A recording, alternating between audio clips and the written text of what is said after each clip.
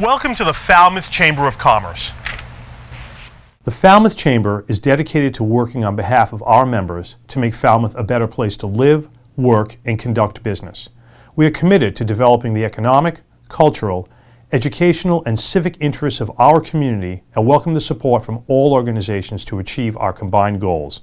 Whether you call Falmouth home, are a summer resident, or a visitor, we hope you take advantage of all that the Chamber has to offer.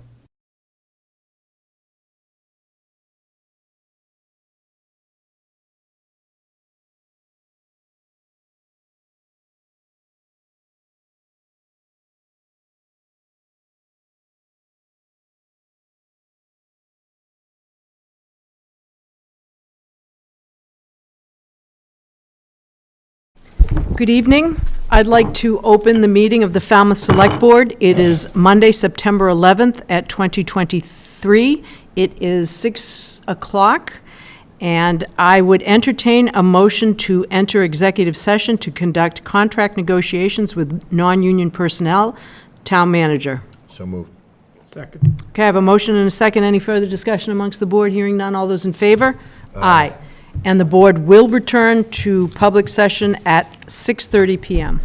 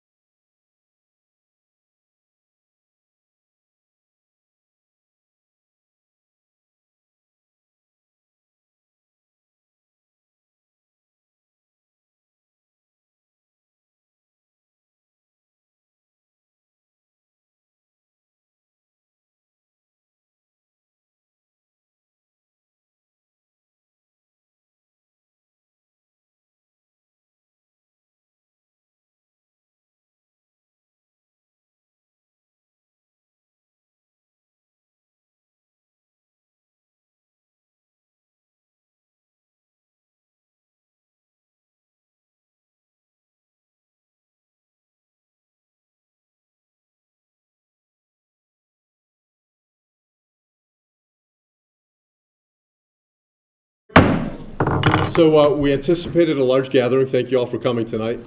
Is there anybody here to speak on the Emerald Properties item, first off? Public comments. So as I indicated earlier, because the purpose of this item is to hear a staff report to the Select Board on all of the public comments that have already been gathered, we're not going to take public comments on that item. But because there's such a large gathering, we have an overflow area. Peter Johnson-Staub is going to take those folks that are standing. We'll start with those folks down to the overflow area. We've got a monitor set up, so you should be able to kind of watch what's going on. And Peter's going to explain the protocol if you have a question or something like if you want to have any interaction. When will you be taking comments on it? On the Emerald Properties specifically? So there are going to be future meetings posted. There's not going to be any, other than staff seeking some guidance from Select Board tonight, there's not going to be any formal action taken on the project. And the agenda item is about the public comments that have been gathered on the project. So future posted agendas will include. We have right here. So there's been lots of it, and it's all been read by every board member. 2 or 3. 3. If I might, Madam Chair, just Yes, one please. point of clarification. So I'll walk folks down who want to observe the meeting. There won't be any opportunity for participation from the satellite area that is in compliance with the open meeting law. The open meeting law requires that folks in the satellite can hear what is being said, and as was noted, there will not be public comment on the Emerald House in any event. Big clarification. Thank you for that. Thank you. Is there a comment from this room? No. No, thank you. Fair enough. Anyone want to go to the satellite room?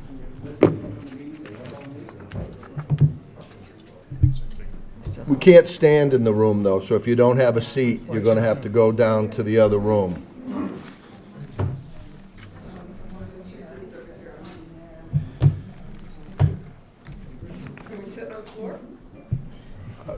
I think we have a limit No. on the capacity of the room. That's the reason for the concern. In case of fire, to get out safely.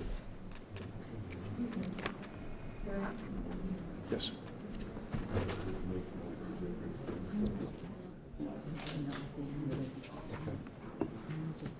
My name is Sandra Rothschild, so it's a very short, I think I'm on the agenda. I got the information that I am on the agenda. Is this in regards to the sign code variance? No, the tree. The tree. Oh, the tree- you're the fine. tree For a public variance. hearing? Yes, yes. Oh, you're fine. Okay. Yeah, that's a public hearing. You're on the agenda. Oh, well, no, that's not the case. Just that one.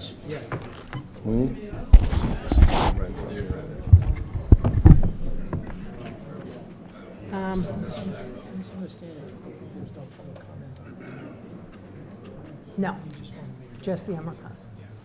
And I will let them know when there is or isn't.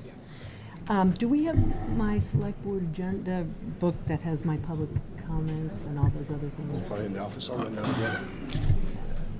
Do you know what color the binder is? It just says, I'm not gonna be able to get to the packet here. I couldn't find the other iPads. I don't know where Here, you want? I'll give you my, you want to use my laptop? they are. Oh, he's got one. I'll be right back.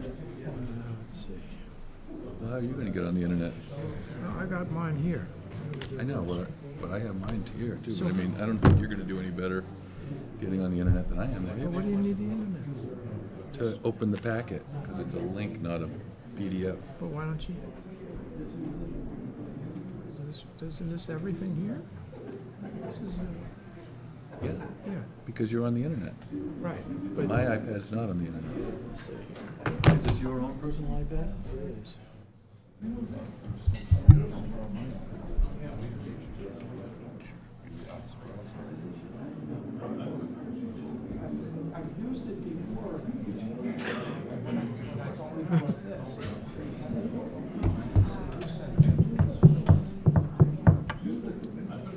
Are you waiting on him?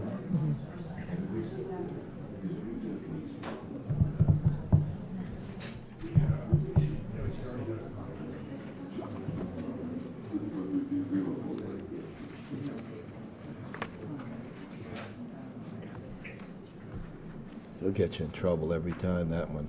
Yeah, be careful. don't sit near him. Be careful. Joe, we have a special seat for you. We have a whole different room for you, Joe. Joe gets me my local money. Of course he does. Uncle Joe.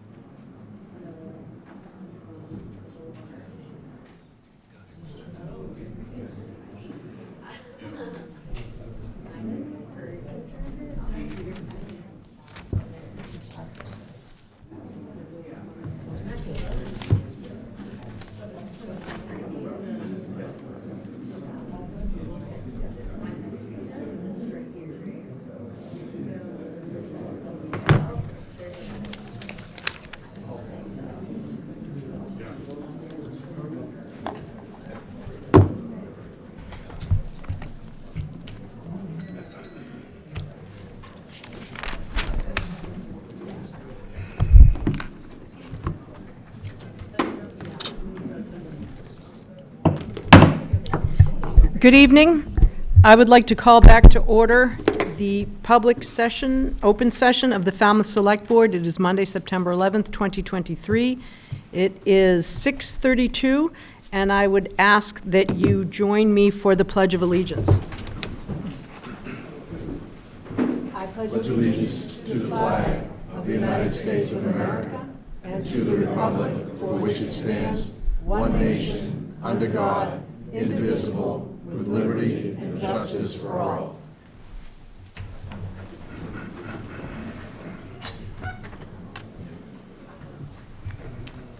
Okay. I would ask, please, that you silence your cell phones, and if you are recording either through video or audio this open session, please notify me as the chair. Noel, okay. And the placement and operation of your recording equipment may not interfere with the conduct of the meeting. Okay. Any proclamations? I do not believe that we have one. Moving on, announcements. I would like to take a moment of silence to recognize today, 9/11, and the incident of terrorism of 22 years ago. Please, in this moment of silence, remember those victims, including all of our first responders who perished in this awful attack.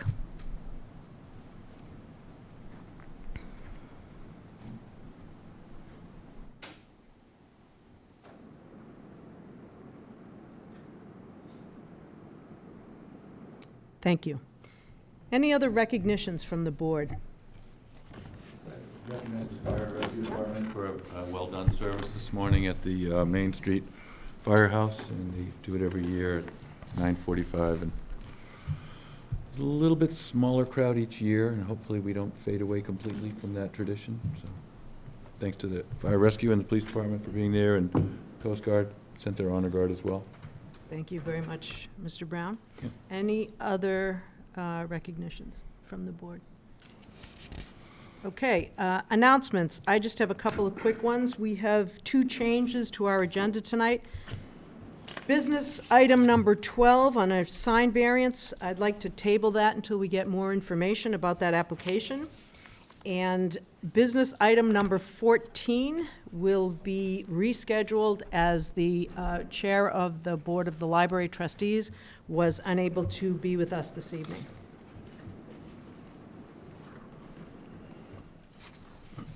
Okay, we will move on. Madam Chair? Yes. I have an announcement. FCTV's asked us to read and remind the public that due to Comcast channel lineup changes, beginning on September 21st, FCT Government Channel 15 is moving to Channel 9. And for additional viewing options, please go to www.fctv.org. Thank you for that, Mr. Zelinski. Yes, ma'am. Okay, we'll move into public comment. Public comment may be made on routine matters not on the agenda this evening. Comments are limited to 2 minutes. Please introduce yourself, and since the matter has not been included on the agenda, the Select Board will not participate in any discussion or debate of your topic. Anyone here for public comment? Mr. Doobie, and then, sir, I'll take you next. Thank you. Richard Doobie, Blacksmith Shop Road. I had a long meeting with Town Manager Mike Crenshaw. I was very impressed. I truly believe he'll be a huge asset to Falmouth.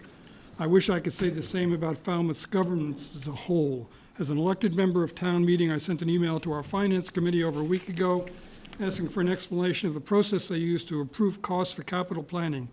I use this as an example of the approximate $86,000 approved in 2021 for replacement of Falmouth Police Department rifles, when the actual cost came in at $48,000, a difference of about $37,000. What were they presented with to base their projected capital expenditure on? To date, I have received no answer. In 2025, there is $118,000 proposed to replace Falmouth Police Department pistols, which is an absurd amount. This leads me to question how this committee functions on other areas of capital expenditures. I also met with Chief Laurie and was given a complete tour of the police station. How did the former chief, who was listed as the highest paid town employee on Cape Cod, allow his headquarters to crumble and decay for a decade? He was hired by our town manager, approved by our select board. How many people in town play pickleball, yet an inordinate amount of time and money is spent on this subject while members of our police force work in what can only be classified as a health hazard? The Finance Committee, town board, the town meeting, and this board are not alone in their responsibility for weaknesses and defects in our town government. As a town meeting member, I share the responsibility for these shortfalls. I should have been more aware and spoken up. I am hopeful that tonight's segment on the investigatory powers of this board will serve as a beginning to address this problem. Thank you. Thank you, Mr. Doobie. Yes, sir?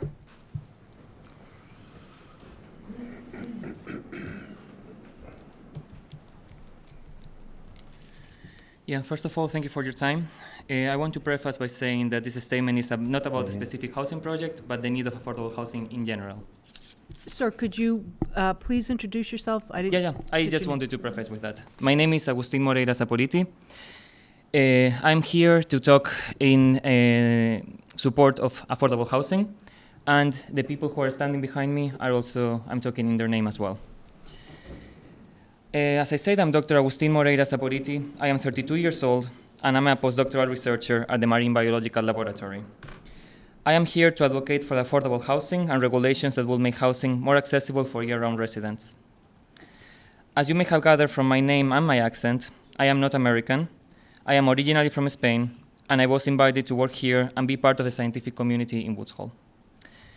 You have several thriving scientific institutions in the Cape, which are renowned internationally for the excellence of their science. This scientific production is not in a small part due to the international scientists that every year come here to work. Some of them work here behind me. They are from Pakistan, from Puerto Rico, China, Germany, Sweden, Colombia, and many other countries. I am thrilled to be here, to work and to be part of this community. However, the current housing conditions make it an extremely unwelcoming environment for people like me to come to this town. Coming here is subjecting oneself into the risk of being homeless, of depending on networks and people's generosity to be able to ensure some months of housing. The focus on seasonal housing and vacation homes is damaging the year-round population of the Cape and are driving away scientists that otherwise will stay and further enrich this great place. I urge you to consider the housing crisis one of your top priorities. The lack of housing affordability and availability means the refusal to allow people, both international and local, to call this place their home. Thank you. Thank you.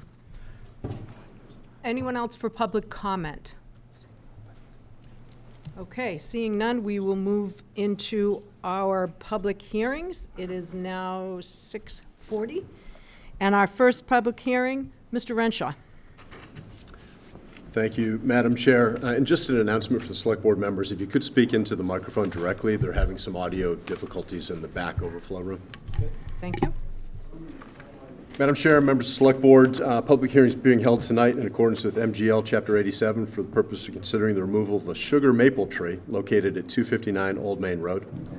Broderick Builders has requested the removal of a sugar maple prior to a planned demolition of an existing structure on the property. Therefore, the tree warden recommends that permission be granted to remove the tree with the condition that cost of removal be borne by the owner and that a suitable replacement tree be planted under the direction of the tree warden. Madam Chair and Select Board members, it's the Department of Public Works, Parks and Forestry Division's recommendation and my recommendation that the board grant permission to remove the tree with the condition that the cost of removal be borne by the owner and that a suitable replacement tree be planted under the direction of the tree warden. Thank you, Mr. Renshaw. Mr. Zielinski, would you read the notice, please, under Z1? Sure. Z1. Thank you. In accordance with Massachusetts General Laws, Chapter 87, a public hearing will be held on Monday, September 11th, at 6:45 in the Select Board Meeting Room at 59 Town Hall Square, Falmouth, Mass., to consider the removal of the following public trees. Locations: 259 Old Main Road, removal of one Acer sugar gum sugar maple, 41-inch. Reason: demolition, construction of an existing property. Number 2, 196 Elm Road, the removal of Juniperus vernigana, eastern red cedar, size DBH 21-inch. Reasons: obstruction of sight line, exiting driveway. The trees identified above have been posted for public inspection. Any objections to their removal be submitted in writing to the tree warden prior to or during the hearing. The mailing address for the tree warden is Department of Public Works, Town of Falmouth, 416 Gifford Street, Falmouth, Mass. 02540. Email Jeremiah S. Pearson at falmouthmass.gov. Phone number 508-457-2543, extension 3008.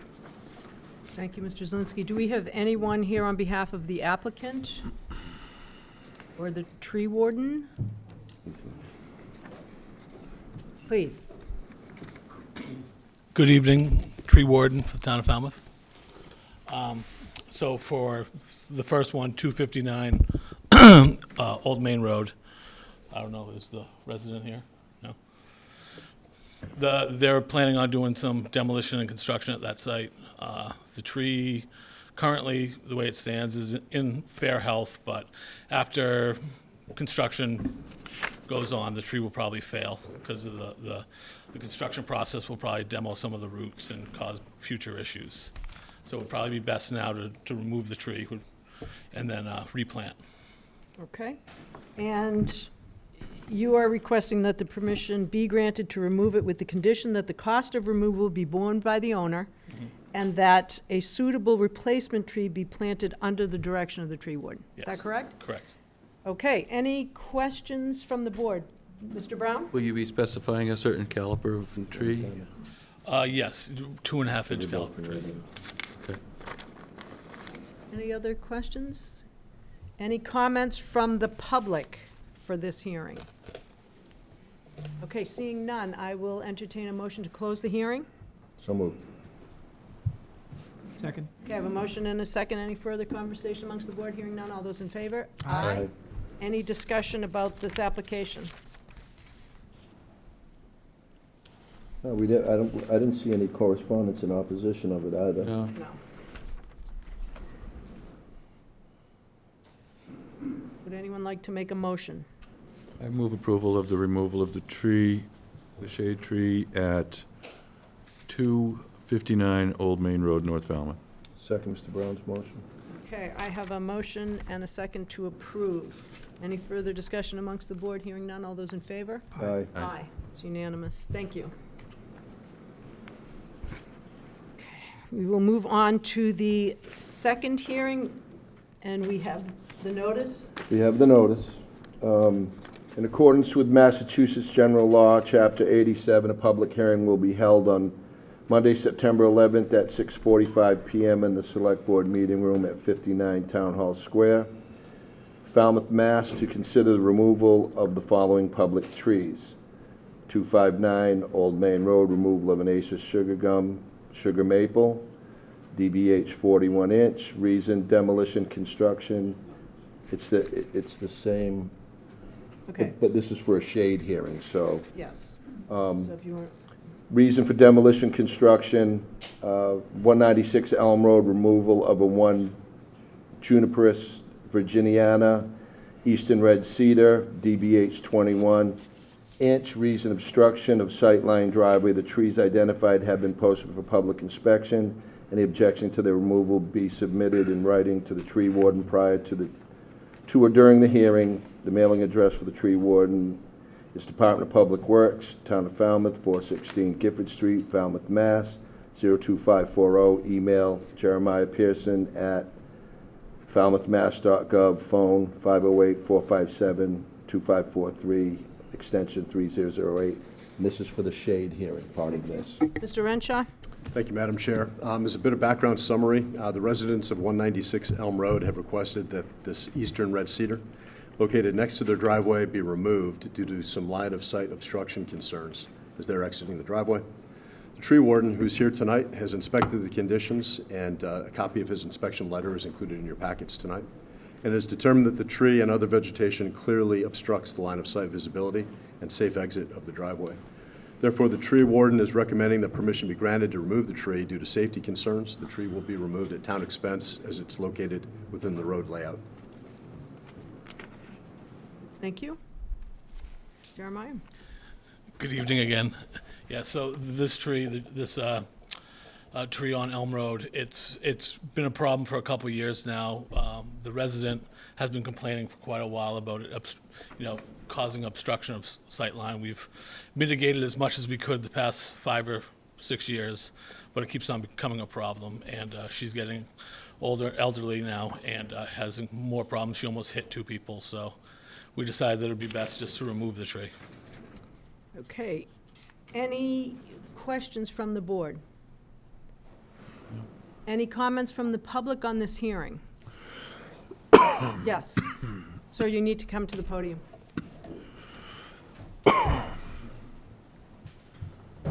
Had this been something like a sugar maple. Could we have your name, please? Fritz And your last name? Bosch. Thank you. I live in the neighborhood. I walk past this tree every day. It's not a sugar maple. It's not a oak. It's nothing that is ordinary. It's a unique species. And I've talked to scientists. I'm part of the scientific community for 50 years. And it would, quite frankly, be a shame to remove it. Trees don't become problems. They can be shaved back. This type of tree could be trimmed. Just to take it out, it's a very old, very unique to the Cape Cod area, dating back many, many hundreds of years. There used to be many of these, but now there's just very few. I'm also aware of a very limited small grove in Marshfield, once again, considered very unique. You only see these in this area and on the Cape in these types of numbers. And there's not that many of them. There's a few, and Elm Road is blessed to have some unique species like this. And they also extend into the bird sanctuary, the salt marsh sanctuary. I think it would be a shame. I mean, do what you want, but I have talked to people with PhDs about this, and people do consider this to be a rare and unique species. And it's pretty old. And it's gorgeous. Has everybody involved here actually seen it? Only in the photos. I have. Yeah. I don't live too far. It's gorgeous. It looks like a miniature redwood, and I just think it's not a sugar maple. Okay. That's my opinion. What do you think Thank it you. is? That's good. It says it's It a is. eastern red cedar, Right. Yes. Right. is what it says in the application. So Okay. It looks a lot like a redwood. There was But two, it's there was miniature. two different species described in the announcements, and they're two different trees we're talking And about. they're two different hearings. The one that's right, you're talking about the eastern red cedar. And And it hasn't been described as a sugar maple, that's a totally different. no, I'm saying a sugar maple is a very, very, very common tree in New England. And I wouldn't make a issue if it was a sugar maple, is my point. Thank you. Thank you, sir. Any other public comment? Yes. You'll need to come up to the podium, please.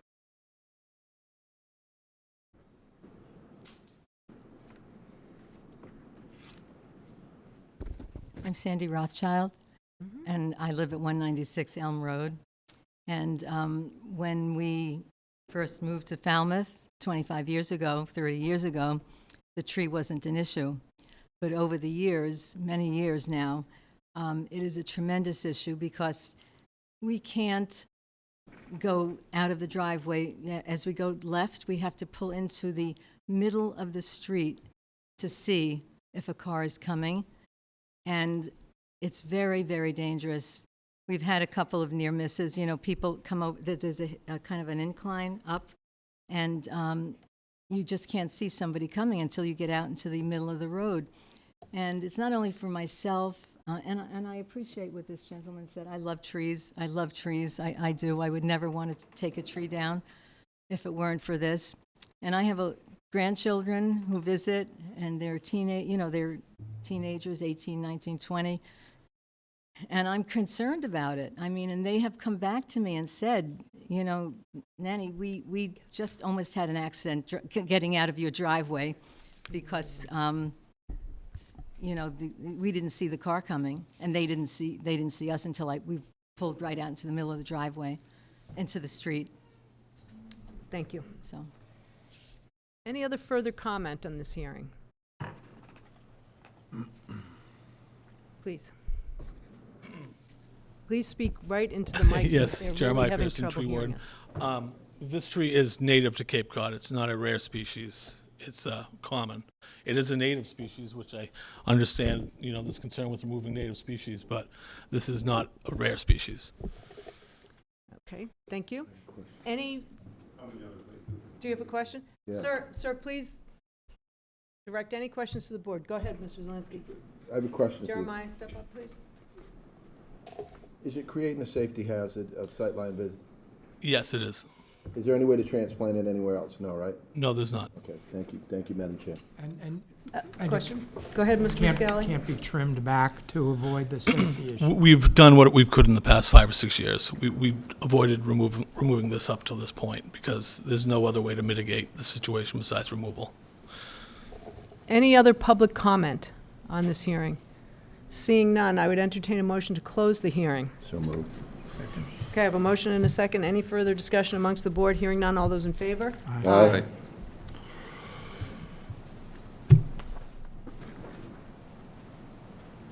Madam Chair, you looking for a motion? I'm looking for discussion, a motion. Discussion? Any discussion? Mr. Brown? It's always unfortunate when you have to cut down a beautiful tree, but if it's creating a safety hazard for the people and they've identified it before the accident happens, I think it's wise to take up the tree warden's advice, and unfortunately, the tree should be cut down. It's an issue that's been reoccurring yearly, that Right. they've been trying to get a handle on it and can't. So I'm unwilling to wait for a fatality or an injury because of something that's been identified as a safety issue. Right. Would someone like to make a motion? I'll make the motion to remove the tree at 196 Elm Road for safety concerns as described by the tree warden. Second that? Okay, I have a motion and a second. Any further discussion amongst the board? Hearing none, all those in favor? Aye. Okay, we will move into the business section of our agenda. And our first business item, vote to accept an easement granted to the Conservation Commission for wetland restoration of the Upper Coonamessett Bogs. And on business one, we will take no public comment. Mr. Renshaw. Thank you, Madam Chair. As background summary, a hydrological and engineering study been completed for the town-owned Upper Coonamessett River abandoned cranberry bogs, and funding had been obtained to restore them into a natural functioning wetland system. A rectangular strip of land of approximately 886 square feet from 30 Hunky-Dory Farm Road runs across the dirt berm of the property over the former cranberry bog and to the river through what is otherwise town property. Madam Chair and Select Board members, the property owners are in full agreement to allow this area to be converted into a freshwater wetland system to improve fish passage and wildlife habitat. As you all know, an easement only lasts 10 years per property owner request, or the easement only lasts 10 years per the property owner's request. We selected the easement option over a license approach due to Conservation Commission request. The intention of the easement is to provide town access to the strip shown on the map attached to your packets this evening to the Coonamessett River Restoration Project. And Madam Chair, Select Board members, the easement agreement has been reviewed as to form by Town Council's office. It's both the Conservation Office and the Marine and Environmental Services recommendation that the Select Board approve and accept the easement for the purpose of wetlands restoration of the Upper Coonamessett Bogs as presented. Any conversation amongst the board? Is there any indication as to why it's only 10 years? Why the easement is only for 10 years? Let me ask Town Council. Was there more? I don't know if you worked on this particular easement agreement, but I have notes in the record showing it's for a 10-year period per the property owner's request. Maybe Mark can speak to that.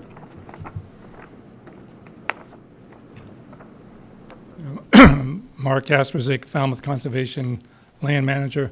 Yeah, the owner requested a 10-year lease.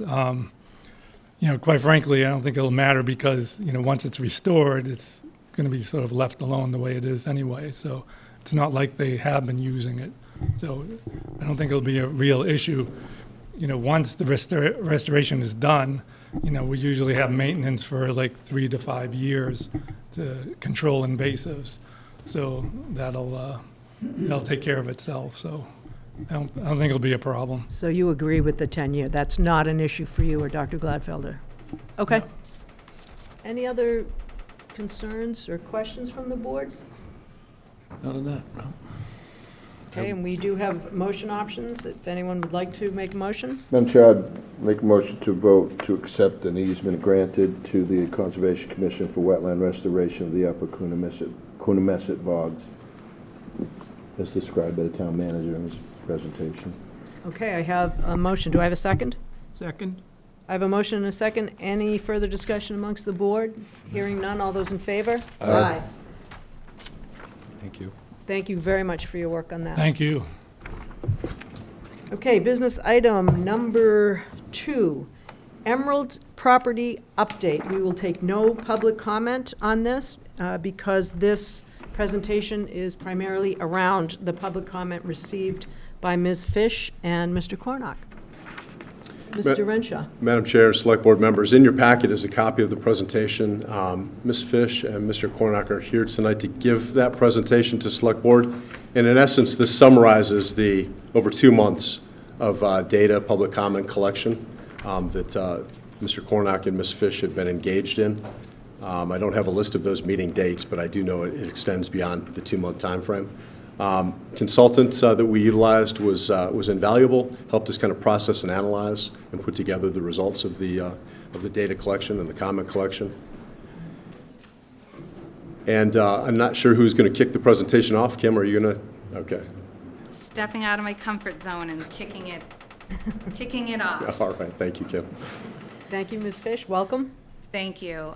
For the record, I'm Kim Fish, the housing coordinator, and I'm here with Jed Cornock, the town planner.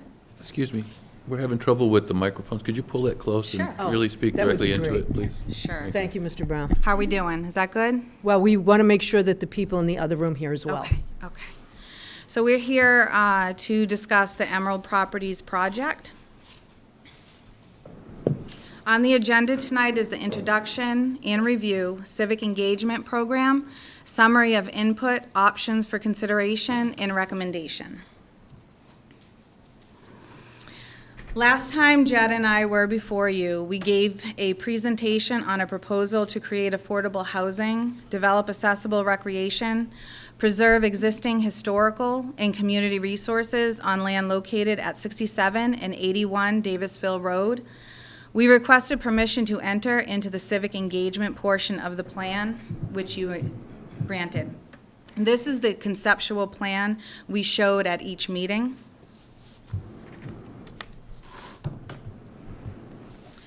So an overview of the civic engagement program. We had stakeholder meetings in June. We met with the East Falmouth Village Association. In July, we met with the Planning Board, Recreation Committee, Commission on Disabilities, Affordable Housing Committee, and Community Preservation. In August, we held a public meeting in East Falmouth Elementary School. We have a project website hosted by Co-Urbanize. We had 1,486 website visitors, 1,282 total website comments, 117 total responses to the questionnaire. We also, Jed and I, printed out the questionnaires in case someone did not have access to the website, and we received 13 paper questionnaires back. Emails, we received 21 at the planning department, and the select board received 26. Summary of the meetings. Summaries of the meetings. So we received a lot of comments at some of these meetings, and we're limited on time here. So what we did is we extrapolated the ones that were brought up the most. At the East Falmouth Village Association, they were concerned about the location of the accessible play space and potential for crime, worried about water quality of Green Pond and potential impact of housing, opposed to the density as shown on the conceptual plan, and concerned that building affordable housing will bring more crime to the area. The Planning Board was concerned about water quality of Green Pond. They would prefer home ownership model, like, for instance, as an example, Habitat for Humanity. Too much density, concerned the people in the area don't want it. The Recreation Committee, they were supportive of the accessible play space and affordable housing. Affordable Housing Committee, supportive of affordable housing concept. We need all we can get. Community Preservation Committee, mixed preference for home ownership and rentals, concerned about septic Some members support the idea, especially since there is such a need for affordable housing in our community. Commission on Disabilities, they requested a universal design for all units, ramps, bars, sounds are visible, braille. Would like to see certain number of mobility accessible apartments, and include a walking paths that are clearer for people with balance issues and wheelchairs. The public meeting, they were opposed to the project as shown on the conceptual master plan, concerned about the location of the accessible play space and potential for crime, disagreed about using the Raposa property for affordable housing as the intent of the 2007 town meeting vote, cited concerns about water quality of Green Pond and traffic issues on Davisville Road. And now I'm going to toss it to Jed to go over more of the statistics. Thank you. Thank you, Kim. Hopefully everyone can hear me. So I'm going to walk through some of the data that we asked folks to share feedback with us on. So we had a 10-question questionnaire, and I'll walk through each one of the questions and sort of give you a synopsis of what we heard. For question 1, we asked, what area of Falmouth are you from? As you can see up on the screen, the majority of the respondents indicated they were from the neighborhood or around East Falmouth. In question 2, we asked, how long have you lived in Falmouth? As you can see, the vast majority of folks who responded to the question have lived in town for at least 15 years. In question 3, we asked, what age bracket did you fall into? As you can see up on the screen, the large blue indicates that the majority of folks who responded were 50 or older. So those were some of the poll questions that we had in that questionnaire. Question 4, as well as 4 others, were open-ended responses. And so up on the screen, what we tried to do was give the select board a sense for how people felt about the project, because as you can imagine with an open response question, they were able to fill in essentially what they wanted. So what we did is we indicated anytime someone had a positive response to the question or a positive comment, we coded that as a positive response, as shown up on the screen in green.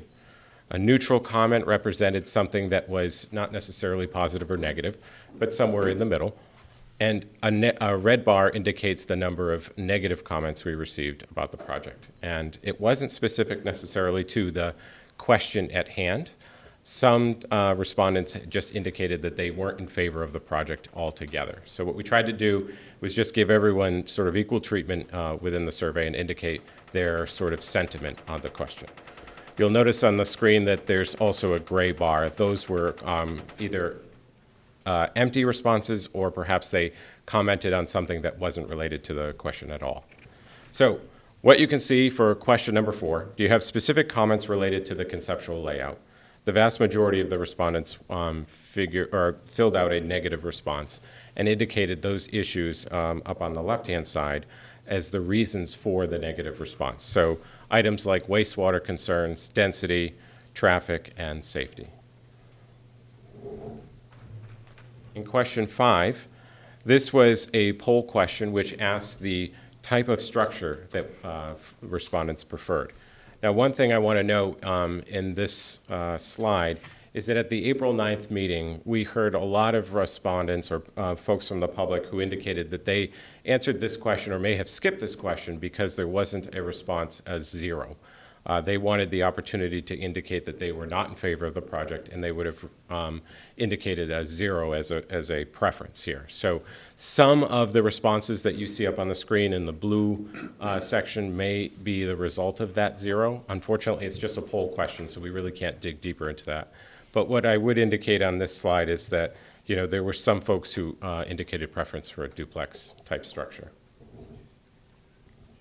So question 6, we asked, would you rather see rental or ownership for housing on the property? As you can see, the vast majority, or I should say the majority of folks indicated ownership preference over rental.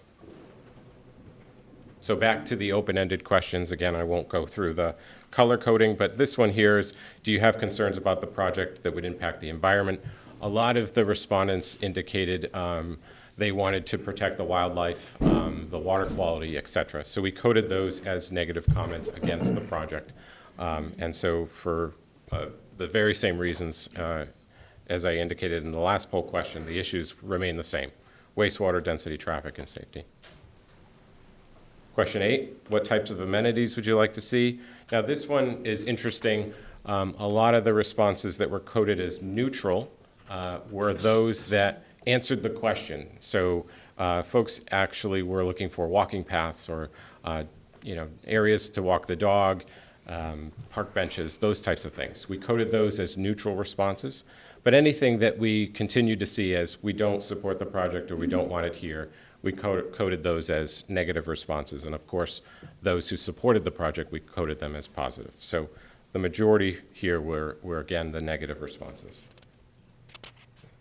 Question 9, how can we highlight the community's history and honor its roots and culture? The negative responses here were a lot of don't build it here, we're not in favor, and so again, the vast majority were negative responses. And again, same issues identified within this question. And lastly, question 10, what would make the neighborhood even better? Again, the negative responses prevailed here, and they were indicating essentially not to build the project at this location. Again, citing those issues I identified earlier. So to the emails, as Kim mentioned, we received 47 total emails. 90% of the emails that we received, both from the Select Board email account and the Planning Department account, 90% of them opposed the project, and as you can see up on the screen, there were a variety of different reasons. But again, that same theme, the traffic, the density, the potential safety, and the environmental issues. 10% did support the project, and as you can see up on the screen, obviously to address the ongoing housing crisis and perhaps bring some social justice to the town. So based on all of that feedback and the many hours that we went through it, we still have three outstanding questions, as you can see up on the screen. First and foremost, will these properties on Davisville Road be connected to the sewer in the future? So as Kim mentioned before, water quality and wastewater treatment was likely the most concerning element for the community. So because, as some of you may know, the Davisville Peninsula doesn't have a targeted wastewater management plan as of yet, that question remains the open question here. Will these two properties ever receive sewer service in the future?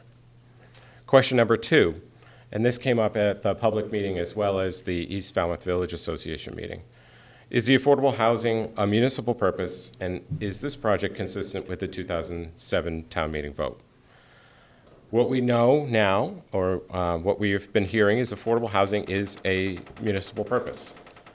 What we do know is that future development on this parcel, regardless of whether or not the town would lease the land or sell the land to a future developer, will require a town meeting vote. So to that question there's another chance for town meeting to weigh in on this potential project. Then lastly, can 81 Davisville Road accommodate the affordable housing and the accessible play space? What we heard from the community or the neighborhood was that they were concerned about crime, potential crime, at the play space being not seen from the street. And so we listened to that and said, well, maybe there's an opportunity to reconfigure the pieces of the puzzle, if you will, so that they would all be located on 81 Davisville Road. We could move the play space to the front and have the housing potentially in the rear. That's an open question, and whether or not that property itself can handle those two uses at the same time.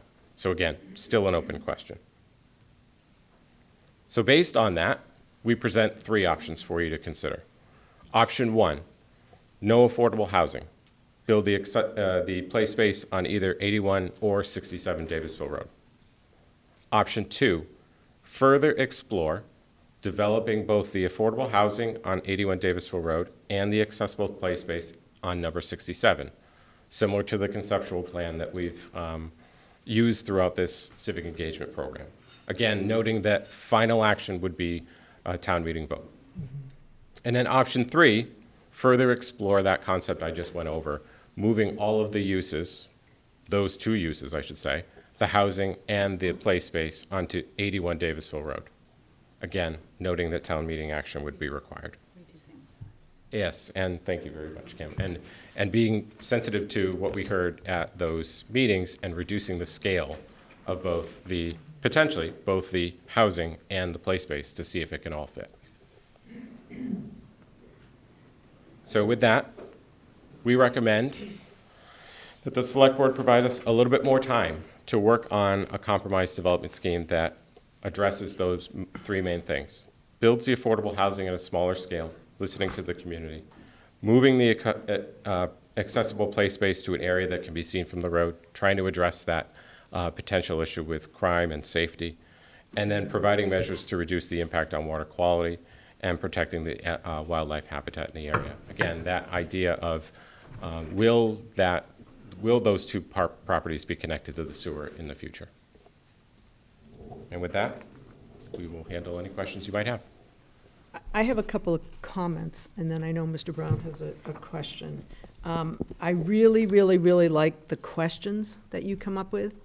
And the other point that you said over and over again is that this will be going back to town meeting no matter what. So the 2007 vote, while it's there, it has to have town meeting approval again anyway. So town meeting will have another opportunity to take a look at this. Mr. Brown? Yes, I just had a question about the number of emails. Do you know what the date was when you stopped counting the emails? The date we closed down the survey and the emails was August 18th. Okay, thank you.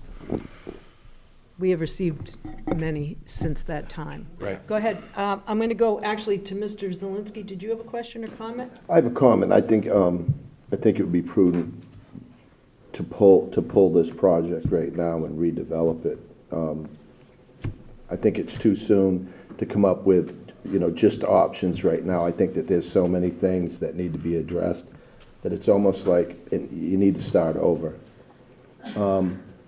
You need to start over and come up with something. You see the room filled. We've had thousands of comments these are the people that pay for everything.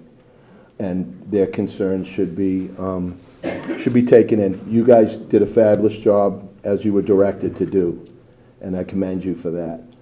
But just the numbers of this show that we're going, in my opinion, in a wrong direction. We need to redevelop our way of thinking on what goes on here. And that's just my opinion. Thank you, But I Mr. wanted to commend you on the work you did, and it was at our direction, so. But all you gotta do is look around. All you gotta do is read your emails. You gotta hear coffee shops, gas stations. Everybody's talking about this not being the right thing for this place, and I think we have to consider that. Thank you. Mr. Muscali? Yeah, just 2 questions. There have been some questions raised about the survey, and just curious if you could just say a little bit about how the survey was developed. Did you have any outside assistance in putting it together? Sure. So we did have a little outside assistance from our consultant, Co-Urbanize, who specialize in that type of thing. But we did a lot of questions in-house as well. So it was really a team effort. And then I should note, and Kim mentioned it before, we did our best to publicize the availability of the survey over social media, over the town's website, but also using the town's alert system as well.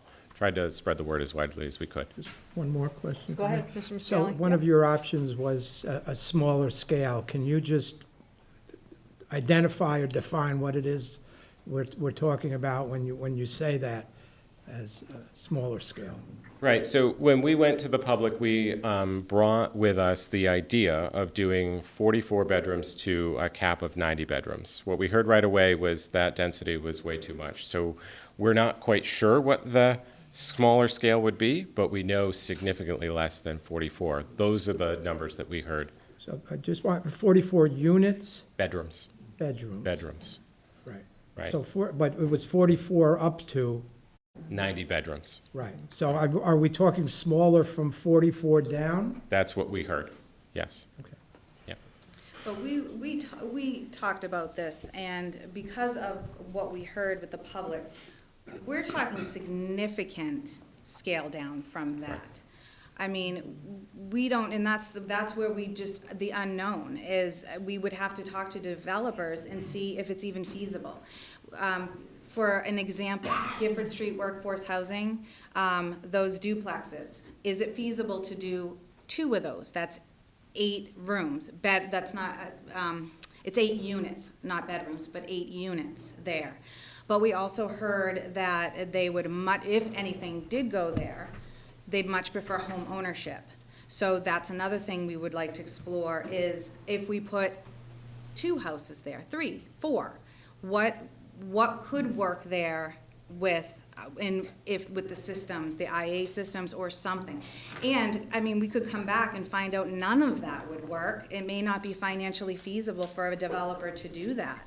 So these are the things that we would like to explore, because we don't have those answers. One of the things when we went out to the public was, we didn't have any of these answers. We didn't have any of these ideas. It was just this sort of blanket idea, and can you please respond to that? And there was a great frustration that we really didn't have any answers, because our task was to go out and gather the information. So now we'd like to narrow that a little bit based on that information that we received, and have that opportunity to go back to the drawing board, see if we can do it at a very small scale, see if we can make it work with the wastewater and traffic, any of those. And again, we may come back and say, oh, the research that we did, it's just not gonna work. And so that's it, you know. I would say that, I mean, the original idea with the playground on that second parcel at 81, it was going to take up 3 acres. You've only got 3 acres to work with. Scaling down the playground to the point where you're going to be able to fit some housing is just going to ruin both. And also, I mean, I really just don't think it's viable to do both at all. And I think the concerns of putting the playground way in the back of the Emerald property are legitimate concerns. So I don't think I want to revisit that. Honestly, my personal opinion is it's time to just cut the project and just let it sit, let that property sit, make some walking trails. A lot of people responded that they don't want to see any development. They pointed out that the original town meeting vote was spurred by comments from the town administrator saying this property is in fear of development. So, I mean, it's a little disingenuous for us to force it into that project. So I would be in favor of really not, I don't want to say wasting time, but putting any more effort into this project. I don't think it's really worth it. Thank you, Mr. Brown. Mr. Zelinski? Madam Chair, I'd like to address the crowd and the public, if I may. I've read a lot of articulately written correspondence to us, and there's a lot of smart people in the audience. There's a lot of smart people that reached out to us.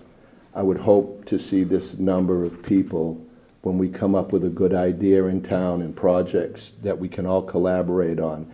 You've proven by coming here tonight in such numbers that you're willing and you're committed to what's best for the town. Well, we still need housing, and we still need those good ideas from people just like you that took the time to write letters against the project for all the right reasons in your opinion.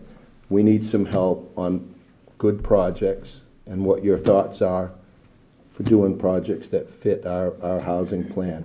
So I commend you all, and but I ask for your help too as well in the future for because we have to figure this out.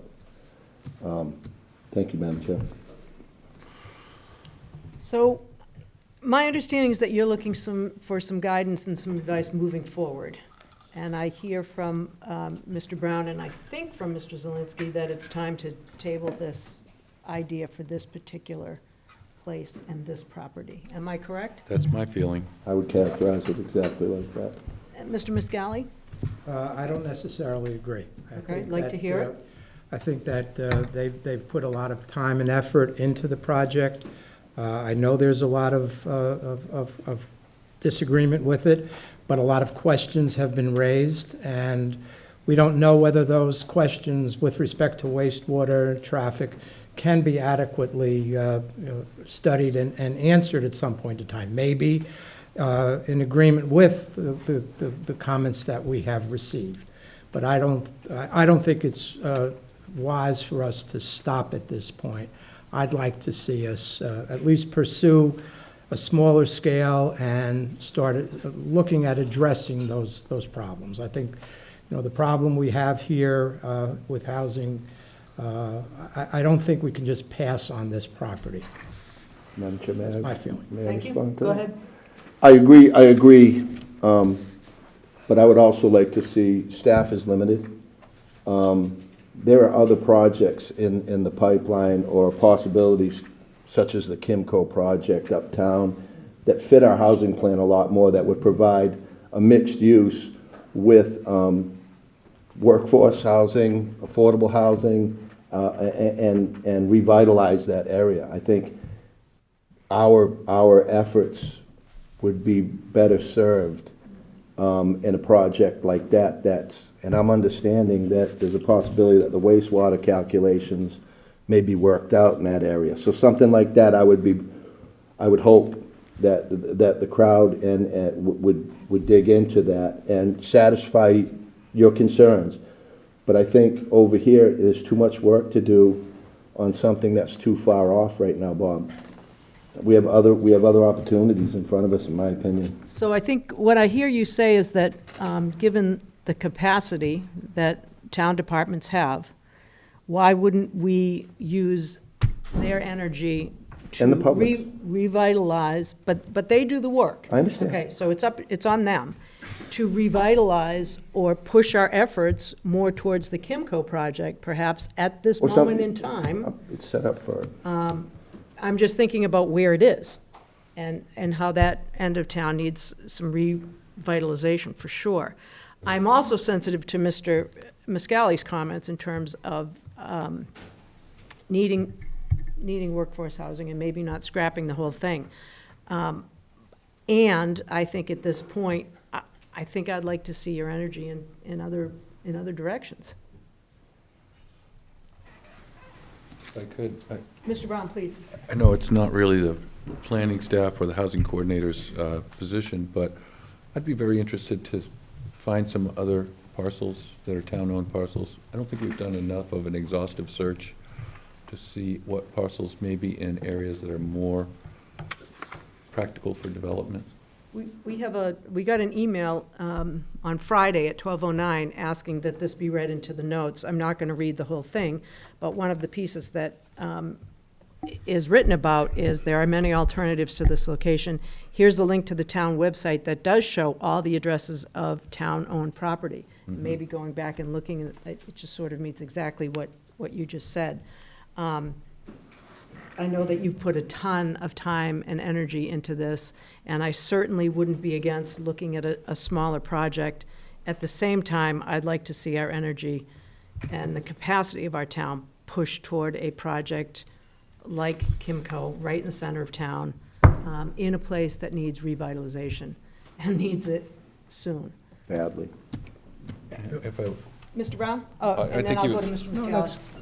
I just have one other concern, is that, the folks, Kathleen and other folks, brought this accessible play space to us a couple of years ago, and now it's been tossed into limbo. And now we've got a lot of comments, and we short-circuited that discussion because we preemptively discussed potential for housing, so we put the play space on the back burner. It never got fully vetted by the public, but inadvertently, we got a lot of comments from the public regarding the fact that a lot of people are not inclined to support a play space on that. We got a lot of comments like, what are we thinking? There's enough playgrounds. Fix a playground, make it accessible, use something that we already have developed. Maybe the site that has not yet been developed at the Gaspa Fields on Sandwich Road, next to the fire station, maybe that's a place where we don't have such a delay. We've already been waiting 2 years. I know Kathleen has been waiting for a long time. We've already said we're not going to take Yeah, comment we're not tonight. taking But I comment. just want to make this point that we need to get busy with this. We supported the idea of the playground, and then we let it get put on hold. So if it's not going to be on this site, we need to find a spot right away, or look into continuing with the play space only and see if there really is public support. We got kind of inadvertent comments on that because it was more focused about the housing. But if we're going to vet anything on that 81, I think it should be the play space. And that would be my only last thought about doing something on that We do have property. that as an option one as well. Right. 81 or 67, and 67 was an issue because of the site. They would prefer it visible from the road, Yeah. which is understandable. Right. So you clear on our guidance, as mushy as we Crystal. are? Yes, and we do appreciate, and You we could just repeat appreciate. it, that would be great. Yeah, let's formalize it a little bit more, folks. Somebody's taking minutes, I'm positive. But I do appreciate your time and the public's time, because we would not be able to get to this point if no one showed up at any of the meetings. That's right. And, you know, it will free, if you choose not to move forward, it does free up a lot of our time. It does. But we really do appreciate everyone that was involved in this, and that does include the public. It's important for our community. So do we need to, we're not being very clear. We are not being clear, and we want to have consensus on our advice and our guidance. Do we want to continue to explore the play space on 81 as we started a couple years ago?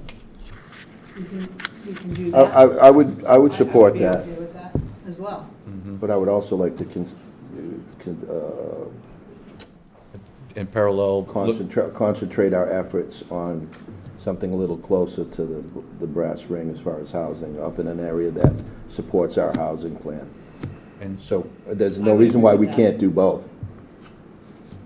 And should we also be one last pass at exploring other alternative sites for the play space in case there's a So that could be turns out to ancillary be to more that. opposition than we were But anticipating? we could do those concurrently. And I think what I'm hearing from the board is that, do we want them to continue to look into scaling back the project? Do we want to table this project completely at this time, excluding the play space? That would be my motion if I was to make it. I would say so. I would say that the play space was the first thought. Somehow we thought we were going to do housing as well as the play space, but I don't think that's working out. I think that we should direct staff to go back to the original plan with 81 hosting the play space and just forget about the housing on that parcel. We're working towards it. That would be my motion. I'd second that Could you say motion. that again? I was distracted. I would like to just direct staff to option 1, no affordable housing, build the accessible play space on either 81 or 67, but with also the guidance, I don't think 67 is really going to work, so I would make it 81.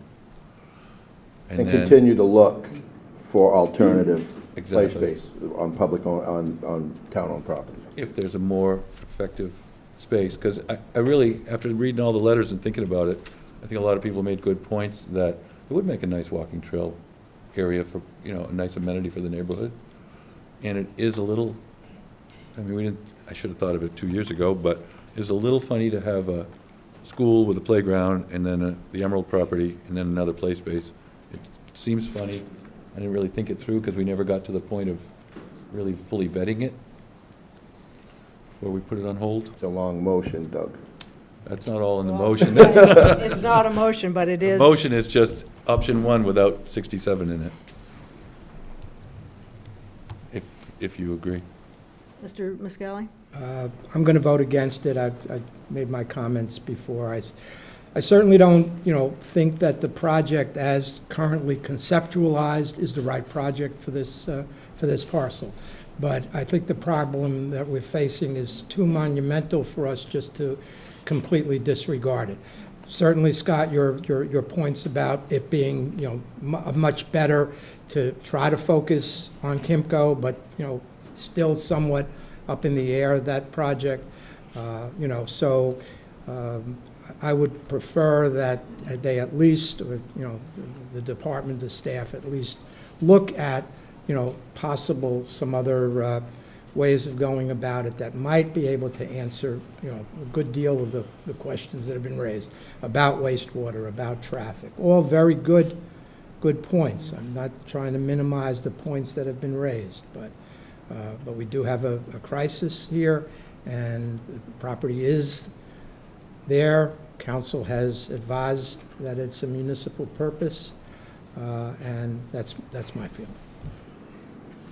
If I could just make another comment, I would also like to consider a partnership with either like Falmouth Housing Trust or Falmouth Housing Authority, rather than just give out town parcel to a private developer.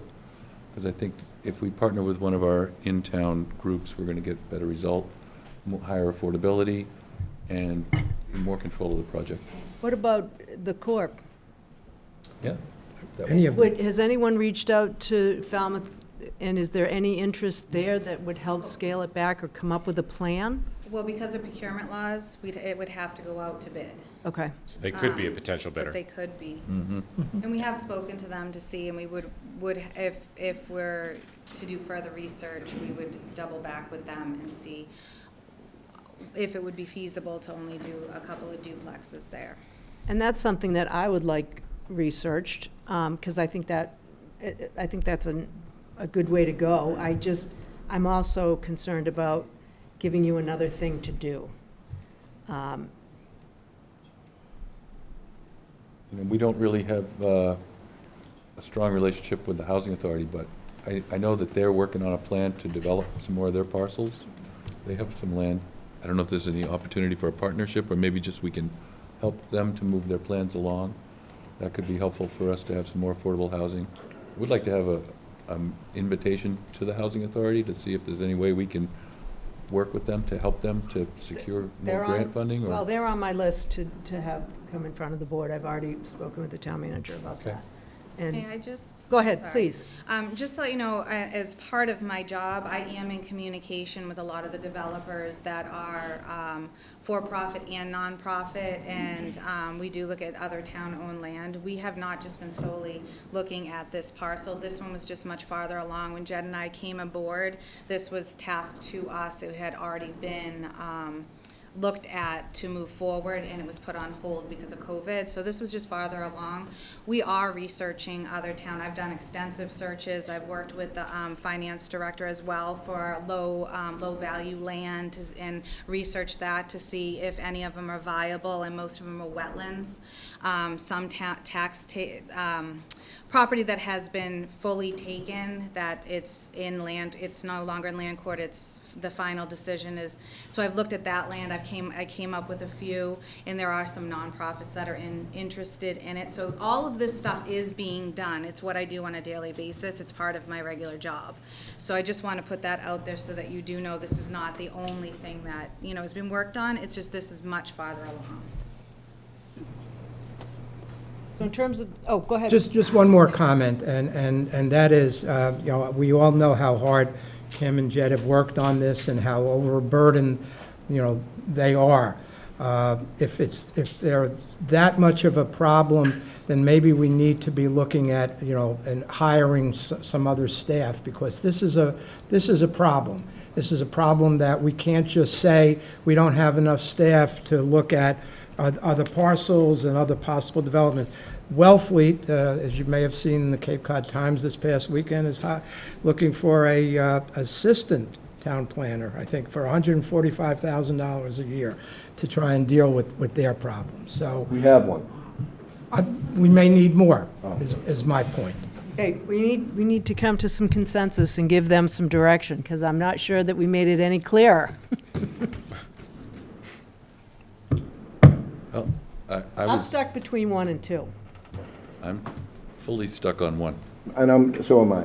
And I'll make that motion as Doug described, with the option of looking at other town-owned properties as an alternative to not being able to do the playground there. And that's the motion I have on the table. I'll second that. Okay, we have a motion and a second. Further conversation amongst the board. I'm not willing to take it off forever. I'm willing to table it for now, but I'm not willing to say that they can never look at that space again, because I think we could come to some kind of decision that we could maybe please the majority. It's not the project as presented. I get that, and I get it for all the reasons that we have this feedback. And quite frankly, if we can't answer the questions and the concerns, then I would say absolutely no. I'm not sure that we've done that yet. And I agree with you on that, Madam Chair. So what's the time frame to revisit this? I don't think we need to place one.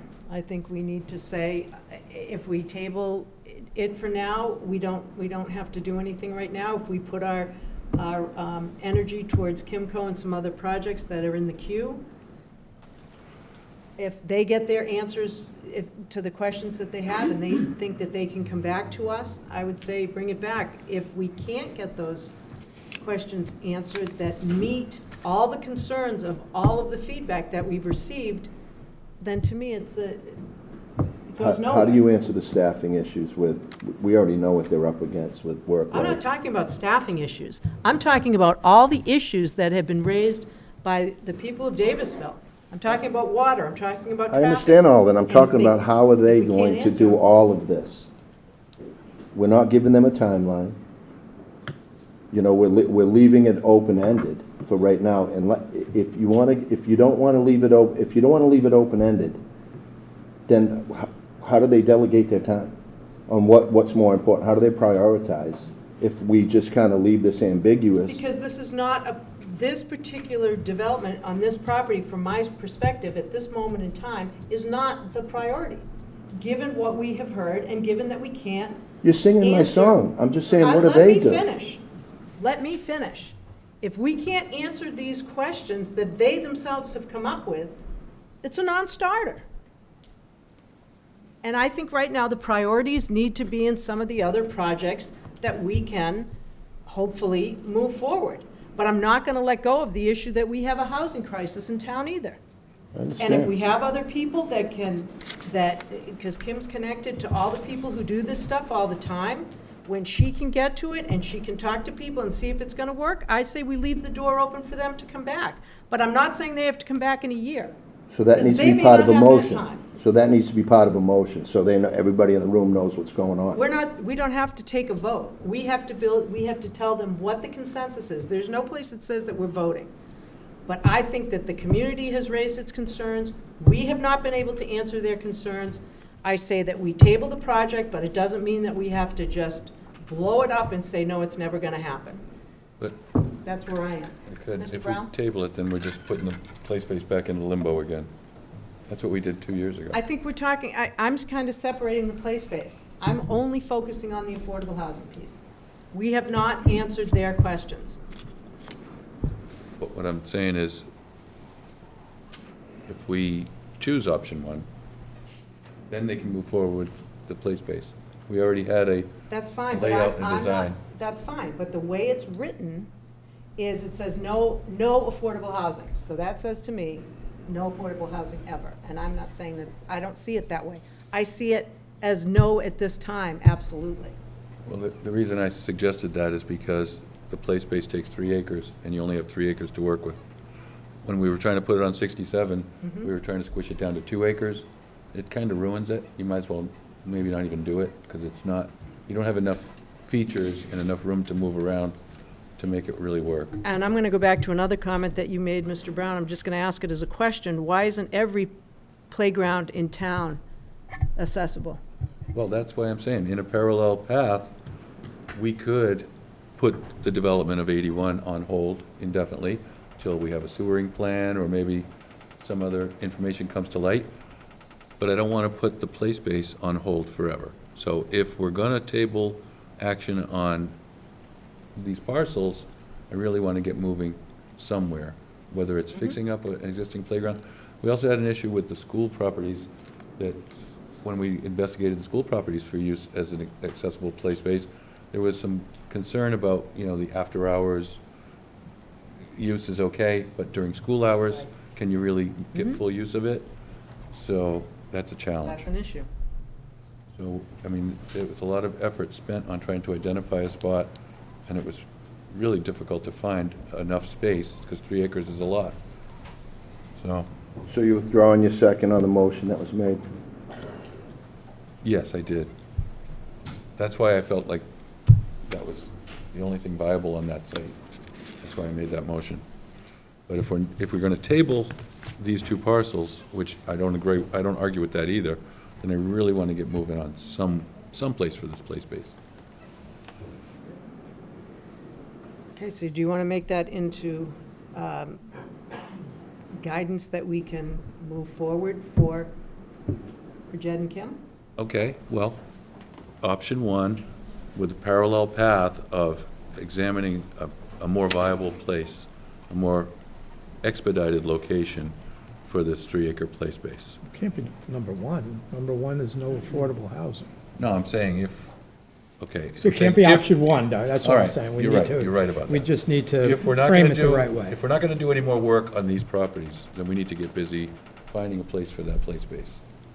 Okay, so you're talking about tabling affordable housing on that space at this time, moving forward with the play space.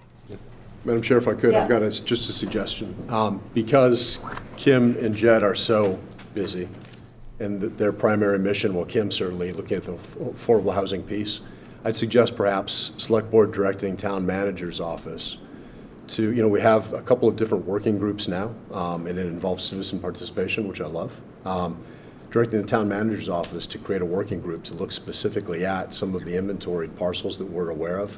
Somebody mentioned the site next to the fire station, and there's a list. And honestly, I haven't done a lot of investigation myself on the town-owned parcel inventory, but having this working group in my direction bring a recommendation over the next 4 to 5 months to identify some parcels specifically for this accessible play space use, and putting on hold the affordable housing on 81 and 67.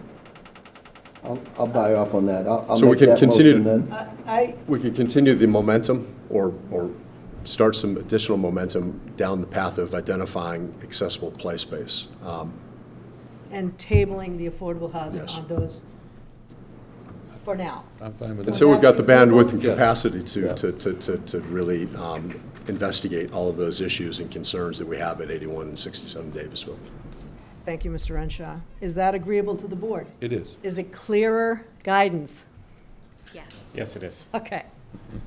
All right. Well, thank you very much. Appreciate your hard work. Appreciate it. Thank you. Okay, we will move on to, Thank you, Mike. Where are we?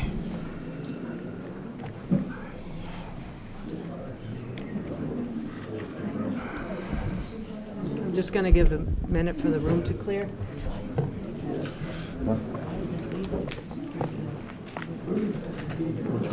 Really? Oh, all right. I'll speak a little louder. I gotta All work right. on these microphones, they're not. Oh, sorry. They're not cut. Okay. What's our next matter? I got. Go ahead. What lane?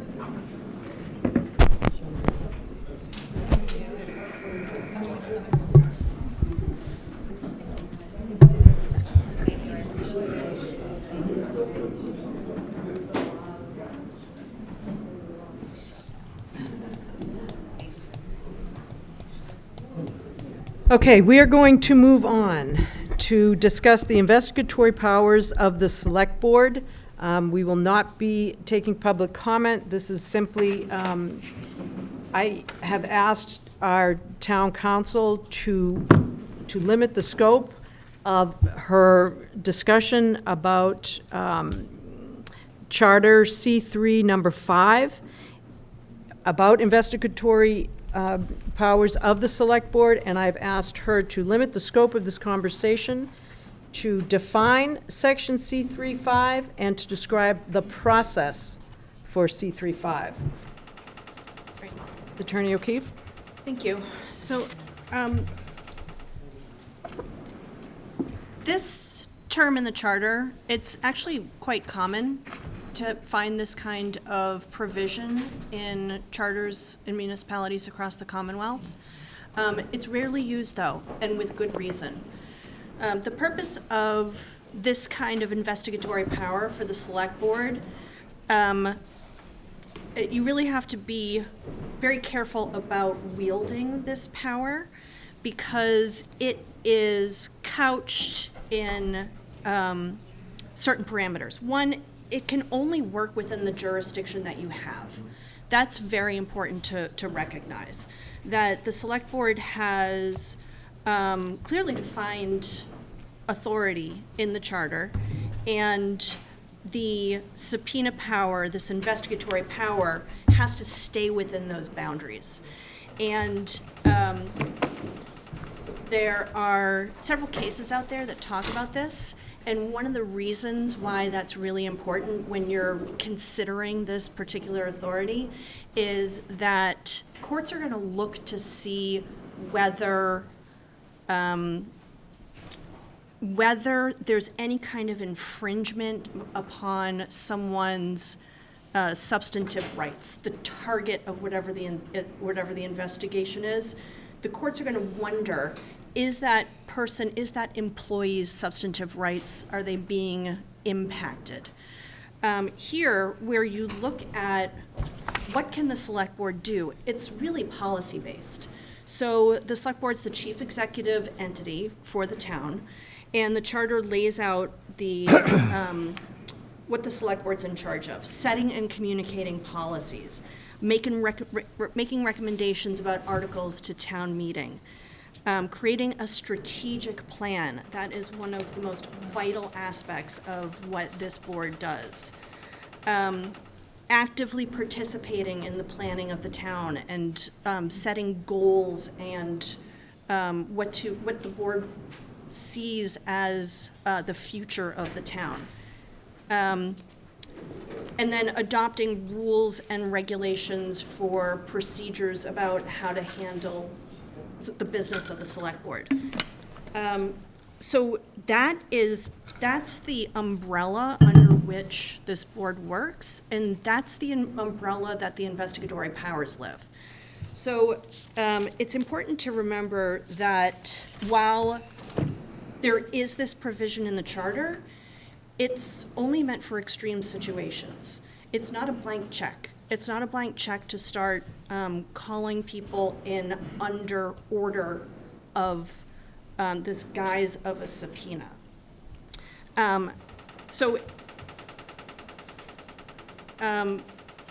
As far as process goes, I say that it's an extreme measure because it really should only ever be used as a last resort. And this board has a lot of other tools in the toolbox if you're looking for information. You use that power all the time. You have, we'll see it tonight, you have committee reports, you call people in, you just got an update from the planning board about 81 Davisville. If you want information, it's very easy for you to put something on the agenda and call people in and ask them questions and get to the bottom of something. If the board feels that maybe the information isn't forthcoming, or maybe if the board feels that you're not getting everything that you've asked for, there are other tools in the toolbox before we get to this particular provision in the charter.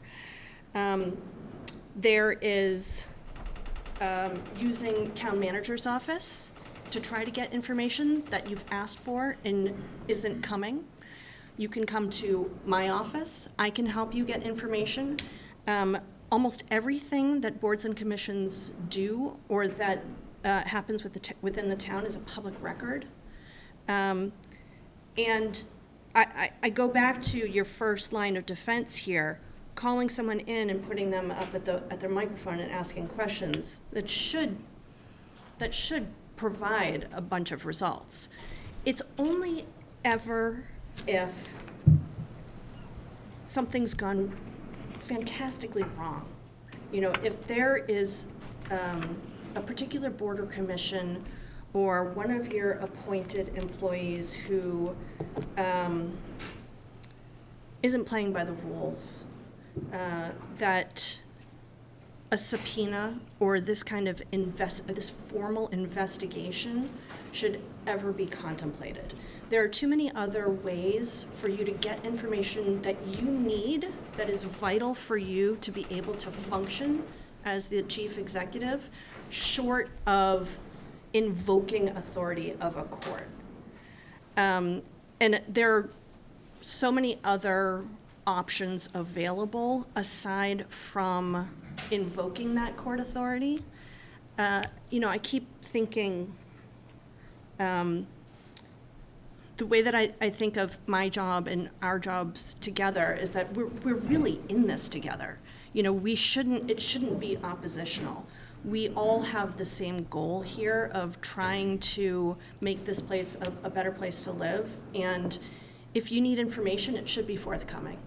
And if you're getting stonewalled, or if something really went wrong, then this is always there as a safety net, but there are too many other avenues or pathways in between this provision of the charter and asking for information that are available to you to get that information.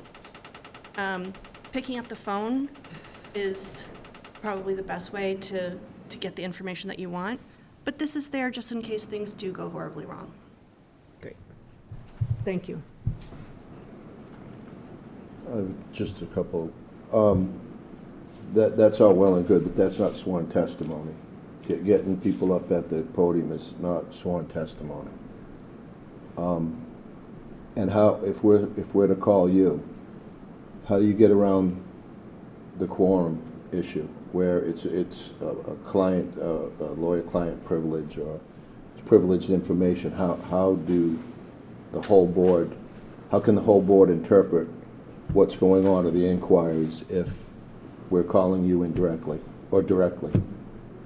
I think it depends what you're talking about. I'm kind of hampered a little bit in not knowing why these questions are coming up, and I knowing what I know about how this kind of term is interpreted by the courts.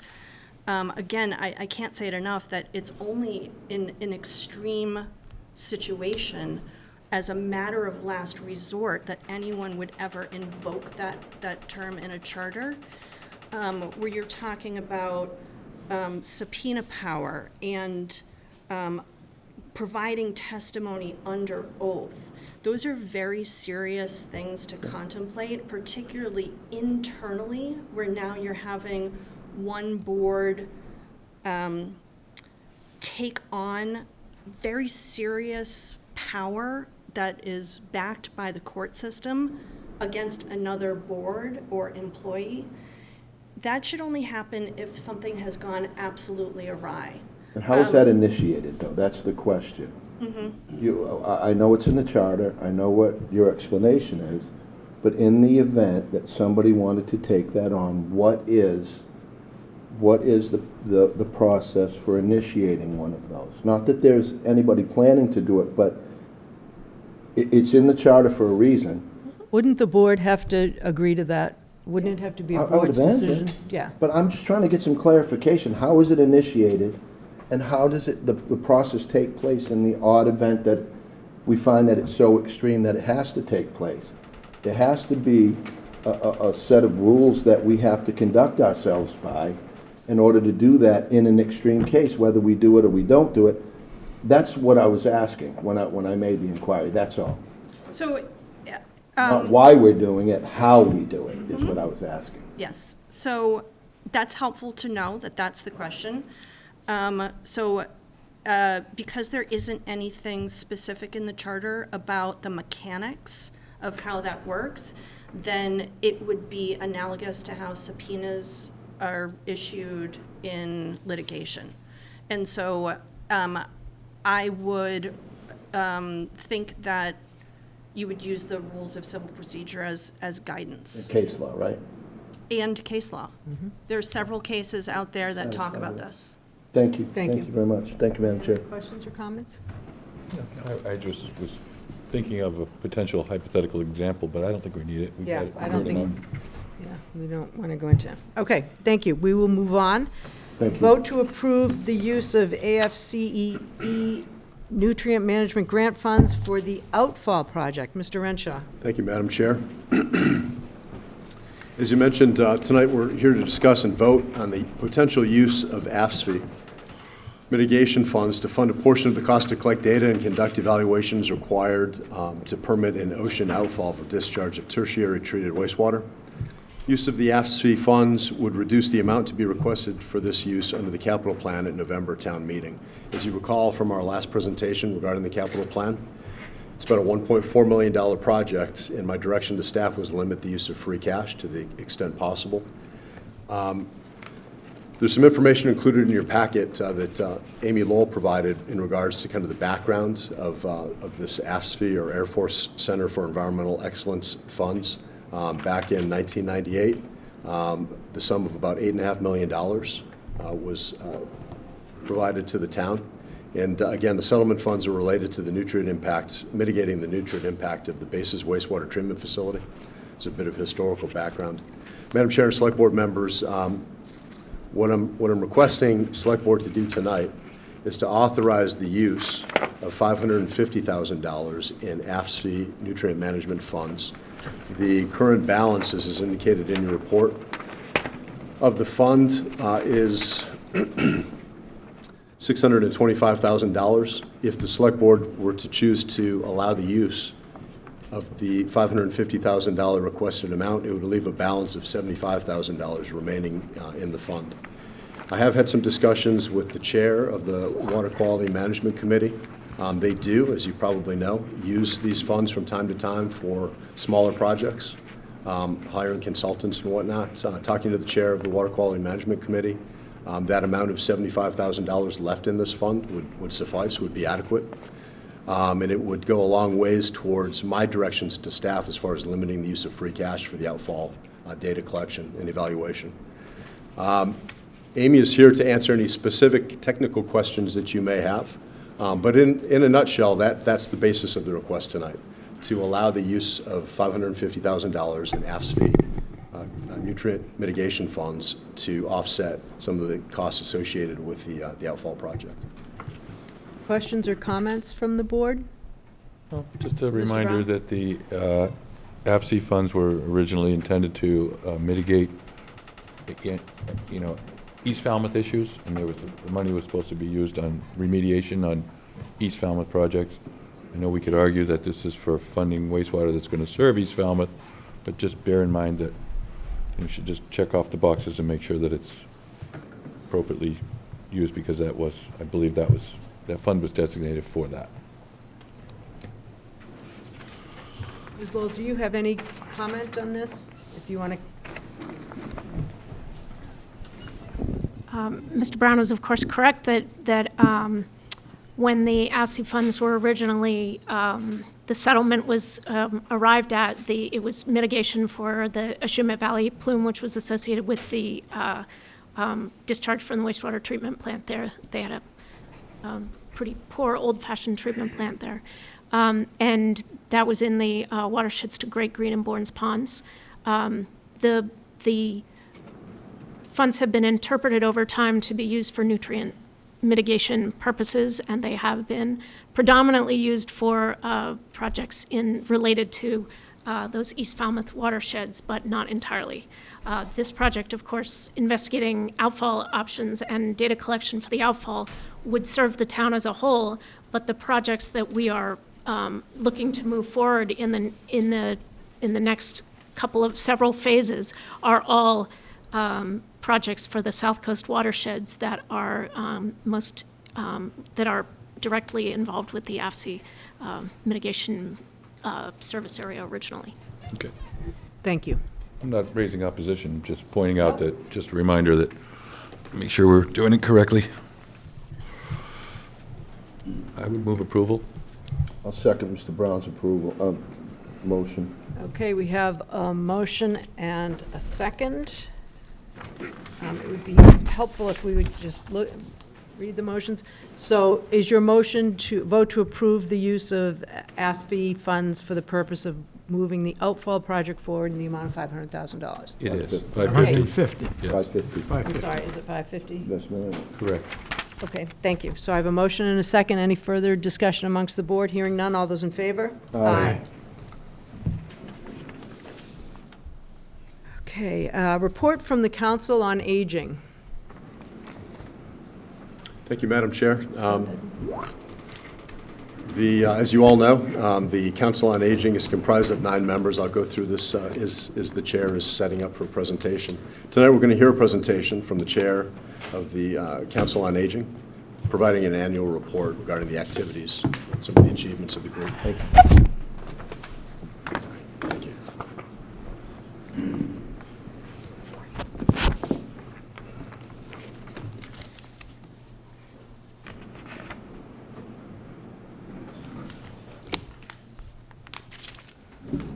Okay, we've slated you for 15 minutes. Okay. We won't get the hook. Hi, my name is Brenda Swain. I'm the chair of the Council on Aging, and we're happy to be here. Thank you for inviting us to provide our Council on Aging committee report for September 9th, well, September 11th. Tonight, we have several board members with us. I'm Brenda Swain, the chairperson. We have Joe Clancy, who's our vice chair. Susan Gallagher and David Hearn are here in the audience. Betsy Hike, Carol Kenny, Jamie McDonald, Rebecca Moffett, and Pamela Truesdale are our other members. We met 10 times during this past year, and we appreciate Susan Ripley serving for us from 2012 to October of 2022. She was a valuable member. We also welcomed Pamela Truesdale this year in January of 2023. Our main focuses this year were to, all of you have been in the building. You've seen the many staff people that work there. And as council members, we spend a lot of energy and time supporting the wonderful staff of the senior center. We're blessed in this community to have people who work there for this town, who dedicate themselves day in and day out. And as a volunteer, we support them, and our main effort is to help them on a day-to-day basis and with whatever they ask us to help them with. The program of service on a daily basis there, if you were to walk in, you would see it's a very busy place, and they do a lot of planning to make sure that there are activities and events happening for everyone. We support that development of program. At our meetings, we often review policies, update policies, make sure that we hear input from participants, staff, and other volunteers who are there, and work on those policies in the best interest of all. Many of us volunteer often at the senior center and spend a lot of time enjoying the events there, special events, and the daily programming. And recently, we helped to develop an assessment survey to look at things like our hours, our programs, and that's going to be available for the community. We've been in the building very involved and active for a couple years now, and we want to make sure that we're doing everything that we can to meet the needs that people are showing us. There are a lot of opportunities for volunteers in the building. We have greeters, people doing reception. You can see the list of all of the volunteer positions. Some of them are lawyers, people who help folks with technology, shine counselors, a lot of varieties of individuals helping to greet people. Our cafe wouldn't be able to open if it wasn't for the volunteers because we only have 2 part-time chefs, and they don't use the cash register. So many of us do the customer service and have the daily interactions with the people who come there. Some of our people who come every day for breakfast. And it's the friendly faces that we see that make a big difference. So the volunteers this year contributed 8,940 hours. Every day, there's 20 to 30 volunteers in the building, and there's always ongoing recruitment and training. We hosted 2 staff appreciation events and couldn't do what we do all the time without the Friends of the Falmouth Senior Center.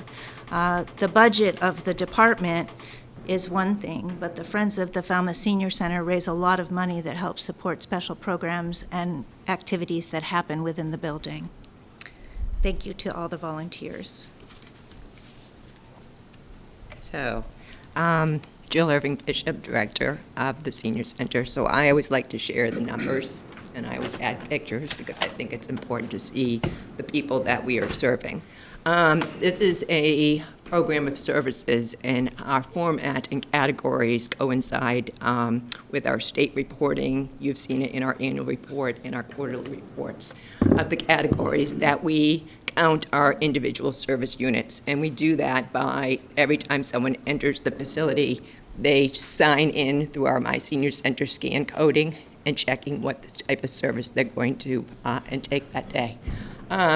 You'll notice in FY23, we've had 1,694 enrolled in the center.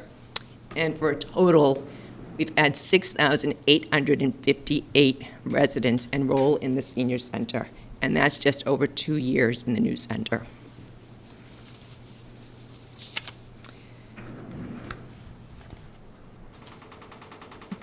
You got in your packets our newsletter, and that's something we build on with our programs of services. And many are in high demand and often result in wait lists.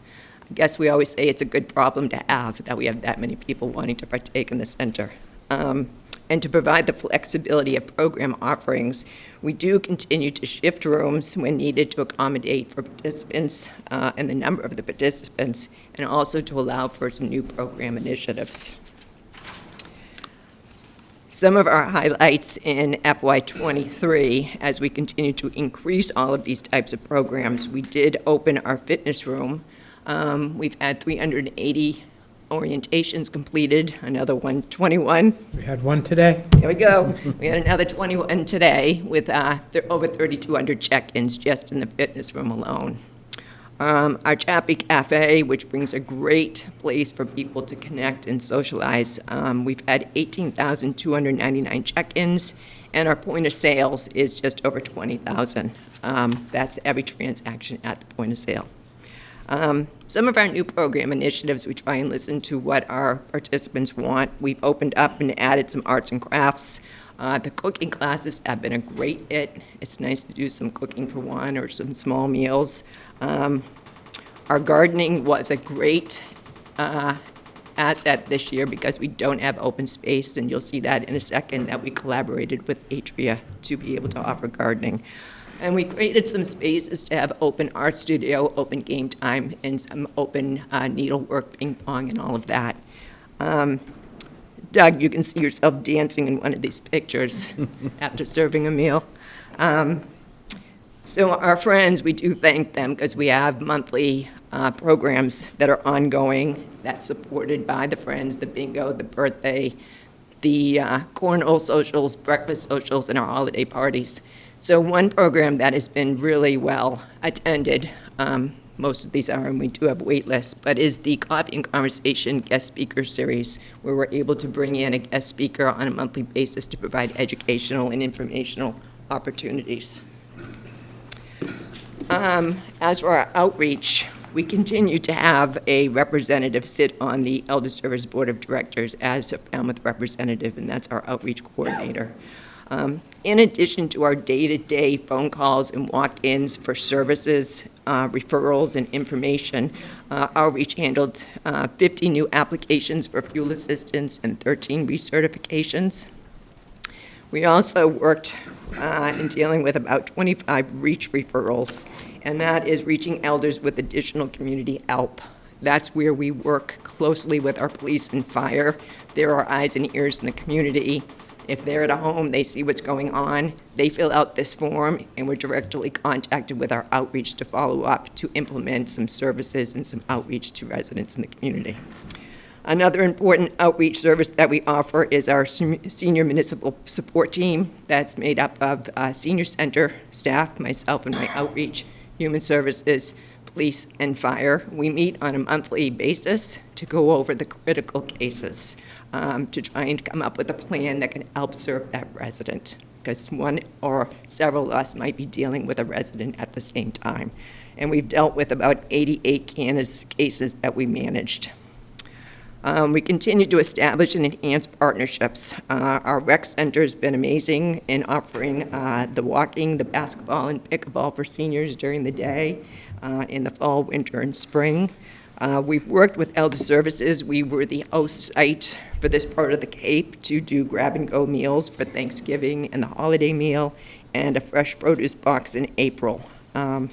And and that gardening beds, Atria partnered with us to set up gardening beds, provided all of the tools and the resources for our senior center participants to go over there and garden, which was excellent. And we're building on a pool relationship to offer aquatic programs. We also worked with the Parkinson's Support Group to establish a monthly support group, and we continue to work with Xfinity Comcast on the Affordable Connectivity Program for low-cost internet.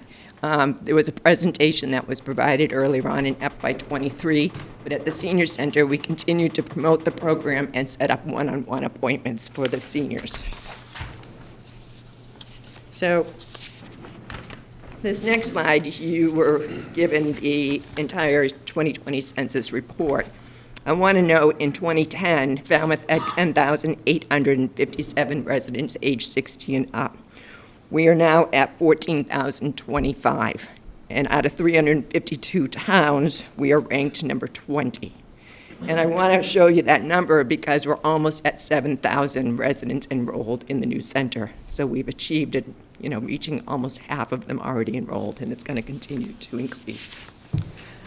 So this next slide, I always love to show comparisons. So I wanted to do apples to apples. I wanted to get a full year at the old center compared to a full year at the new center, not having COVID in the middle or a split year moving from centers. And I didn't want to take it from our first year in the center, so we took it from FY23. Joining the center, we've had in one fiscal year a 290% increase. The number I really want to see is the check-in swipes. That's people coming to the center and utilizing it. That's a 348% increase of participation, which is awesome. Even our transportation with our bus went up 150%, and our volunteer hours increased to 323%. Our volunteer hours will always continue to increase as we add programs of services and the need for our volunteers. So in closing, I just want to remind you that September is National Senior Center Month, and we are having an open house in the building on Monday, September 18th. You're all invited, 4 to 6, all of you, everyone at home who's watching. We encourage you to come, check out our senior center, join us in the activities and events that happen there. And also, I just want to mention that on September 28th at the Coonamessett, the Friends are hosting the Moonlighters Band, and it's going to be a dinner and it's a fundraiser to help support all of the programs of the Friends which support the senior center. Thank you so much for your time. Thank you. Thank you for everything. Any comments? Well done. Mr. Muscali? Just one, and the numbers that Jill showed, and go a little deeper. If you see that 14,000 plus or minus residents are 60 years and older, and yet the senior center has 6,500, almost 50% of the eligible seniors in town have actually signed up to be part of the senior center. Great job. Thank you. I think the vision is doing it. Yeah. Any other comments? Thank you very much. Thank you. Okay, we will move on to business number 6, report State of the Steamship Authority with Peter Jeffrey, Falmouth member, Board of Governors. And we have 15 minutes slated for Peter. Mr. Renshaw, do you want to add anything? Nothing else. You're good? Okay.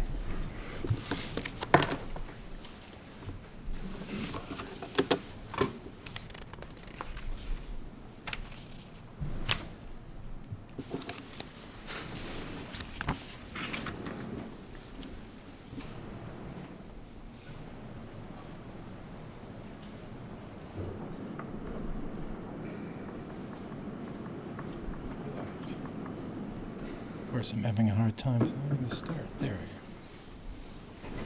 we go. Good evening. Thank you, Chair and Select Board, for this opportunity to speak to you all today. As I've said, my name's Peter Jeffrey. I'm the Town of Falmouth's member to the Board of Governors, to the Steamship Authority. Tonight, I'd like to kind of give you a report on the activities of the steamship since last August 2022, with kind of a view and eye on Falmouth. So the first thing to note is that the Steamship Authority provides the only ferry service to Martha's Vineyard that carries both passengers and vehicles, including commercial freight trucks. It It's the only option at the moment for freight. The Steamship Authority does have a direct positive economic impact on the town of Falmouth, but it does not come without a price. And as the vineyard's population and tourism industry grows, so does its demand for freight and passage, which then burdens our town, roads and services, and as we're all aware, impacts its residents' health and quality of life.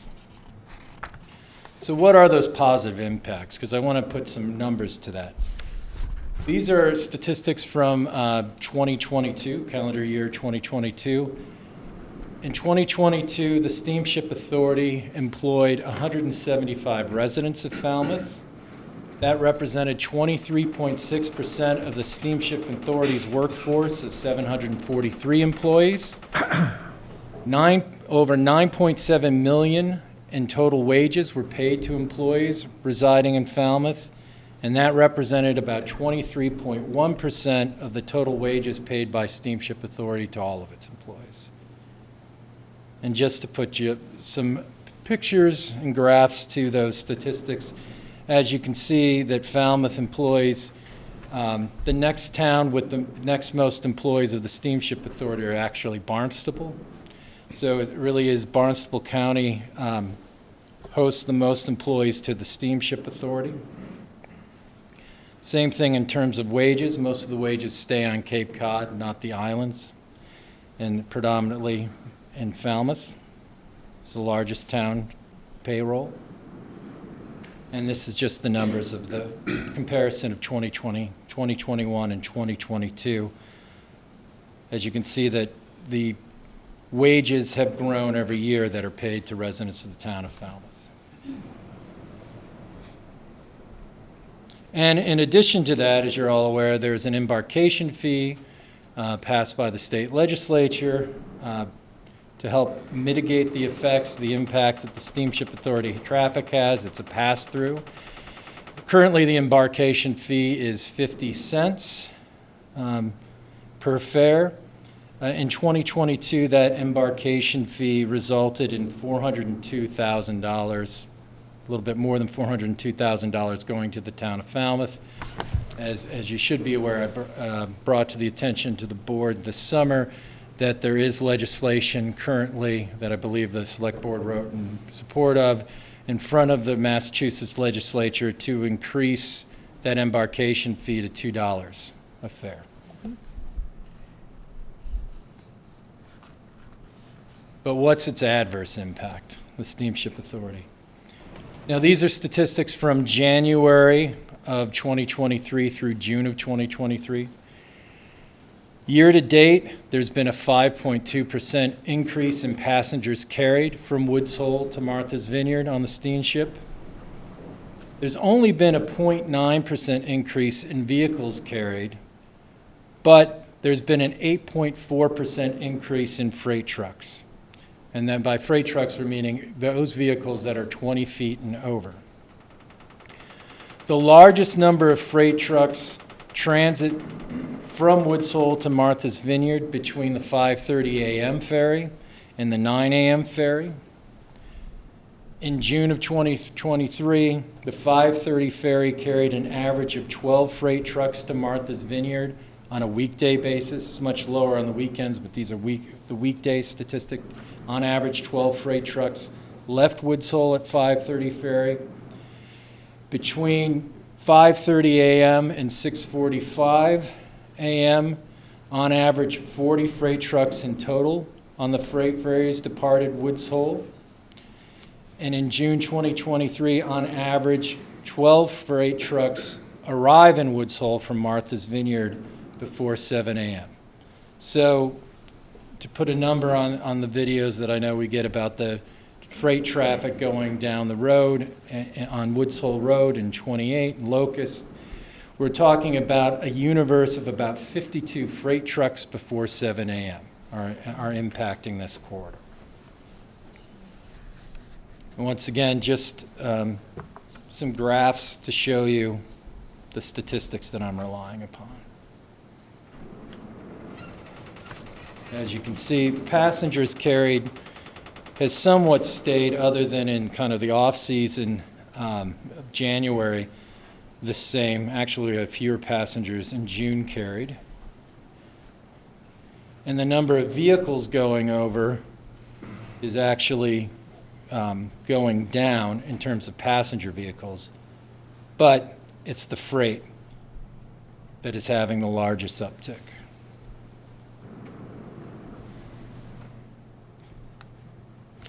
And then this is a new graphic that is presented at every board meeting now by the treasurer at my request. This will actually show you the frequency of cars, trucks on every departure and arrival. So those coming in from the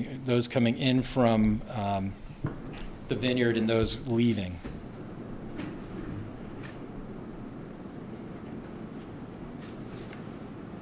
So once again, the 5:30 ferry showing 12 trucks leaving Woods Hole, while 8 trucks are arriving 45 minutes later from the 5:30 ferry out of Vineyard Haven.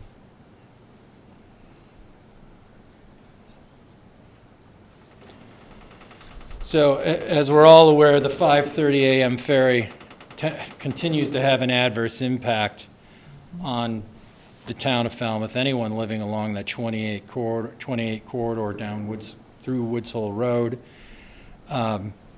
I've voted against, since I've been on the board, the 5:30 a.m. ferry. The 2 opportunities I have, it continues to pass overwhelmingly, with the islands having 70% of the control of the board in terms of their voting. Moving forward, there are some potential mitigation strategies, but they're not without obstacles. What I see is there's some mitigation strategies that are partially within the control of the steamship. That would be an alternative or additional port for freight trucks, either through the steamship authority operating it or through its licensing authority granting a third party a license. The obstacles to that have been, though, that a 2016 preliminary feasibility report, which you can find on our website, found that a New Bedford port that was operated as a pilot program for 1 year would result in an operating loss. Unique to this ferry system, it's the only public transit system in the United States that is 100% fare box funded. Its funding basically, it comes from passenger tickets and then bonding, but once again, it's the fares that are paying the principal and interest on that bonding. There is some amount of federal grants we receive, but all of our operating expenses are fare driven, and all of our capital expenses ultimately are paid by fares. The more recent failure, though, has been the 2022 request for proposals that the Steamship Authority issued to provide freight transportation to Martha's Vineyard. Despite many inquiries into that, ultimately, when the request for proposals closed, there were 0 proposals received. And I'll speak a little bit later in the presentation as to perhaps some changes that need to be made. I don't necessarily think a request for proposal was the best route to go in trying to find additional freight services. And the third is there any will and desire on the part of New Bedford or any other South Coast or South Shore town to become an alternative additional port for freight? It seems at the moment that and this is anecdotal on my part, but New Bedford is focused on wind energy and being the hub for wind. And that at current, there is no pier space for at least the Steamship Authority to operate out of New Bedford. Additionally, and this is the more difficult part, there are many things outside the control of the Steamship Authority that would mitigate the need for increased freight. The treating of wastewater and septic locally on the island, the ability to bale trash for barge hauling, and just in general employing new technologies at the local level to deal with the treatment of wastewater and trash. A lot of the freight coming over is wet garbage in garbage trucks and septic tank haulers.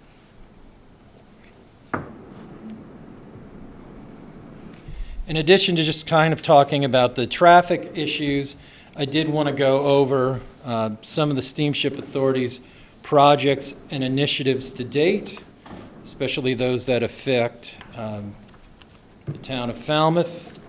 First and foremost, the Woods Hole Terminal project. Phase 5 of the Woods Hole Terminal project finished this late spring in terms of the preparatory work for the landside construction. Once again, a positive impact on the town of Falmouth was that contract, the general contractor was a Falmouth contractor, Lawrence Lynch Corporation.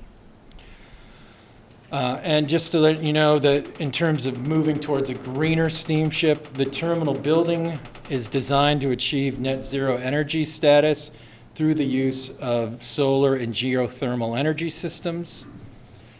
Unfortunately, the granting of a general contractor to begin building of the new terminal and utility building has been delayed. Recently, out of the 5 pre-qualified general contractors to bid on the terminal landside construction, only 1 contractor submitted a bid, and that bid was over $10 million over our revised cost estimate that we had done. And so the board, from a fiduciary standpoint, at the general manager's recommendation, rejected that bid. It is now going back to the drawing board for a new request for proposal and starting that process over again. Therefore, for the people of the town of Falmouth, will be without a terminal and longer terminal construction than originally anticipated, because part of the construction has to be done in phases so it doesn't disrupt the overall operation of the steamship.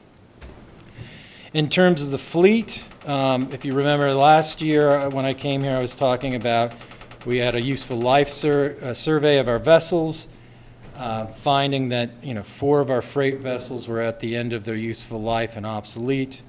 In an effort to address that, the board authorized the purchase of 3 identical offshore supply vessels that are now being converted for use to be open freight vessels for the Steamship Authority. 2 of them were purchased in August, and a third was purchased in January 2023. Once again, though, the cost estimates that the board were presented for acquisition, for conversion and reactivation of the offshore supply vessels was grossly underestimated, and the estimate was off by $16.8 million. In the interest of time, I'll move on to the website and mobile app. Yeah, you're getting very close. Okay, You have a minute. I have a minute. All right.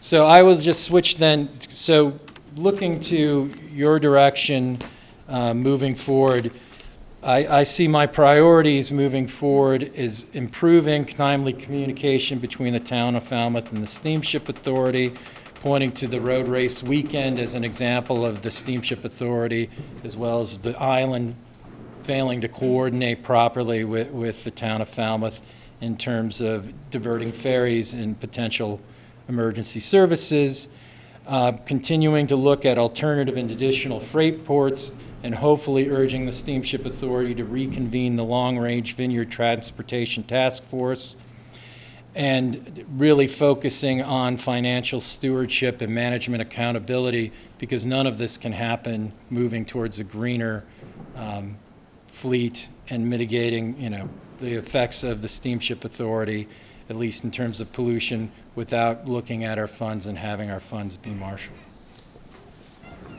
Thank you. Questions from the board? Mr. Brown? Yeah, I was very disappointed when they stopped having the long-range planning meetings.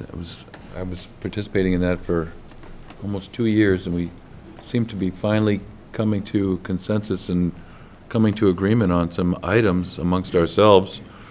And all of a sudden, we just didn't meet anymore. And now I find that they're doing a strategic planning consultant is putting together concept of what a strategic plan would be. It seems a shame to me that we didn't just continue doing strategic planning in collaboration at the same time with that, developing that strategic plan. I'm very concerned about the strategic planning and the lack thereof it, and I really think that this board should take it up as a matter of concern for this town, because the freight continues to grow.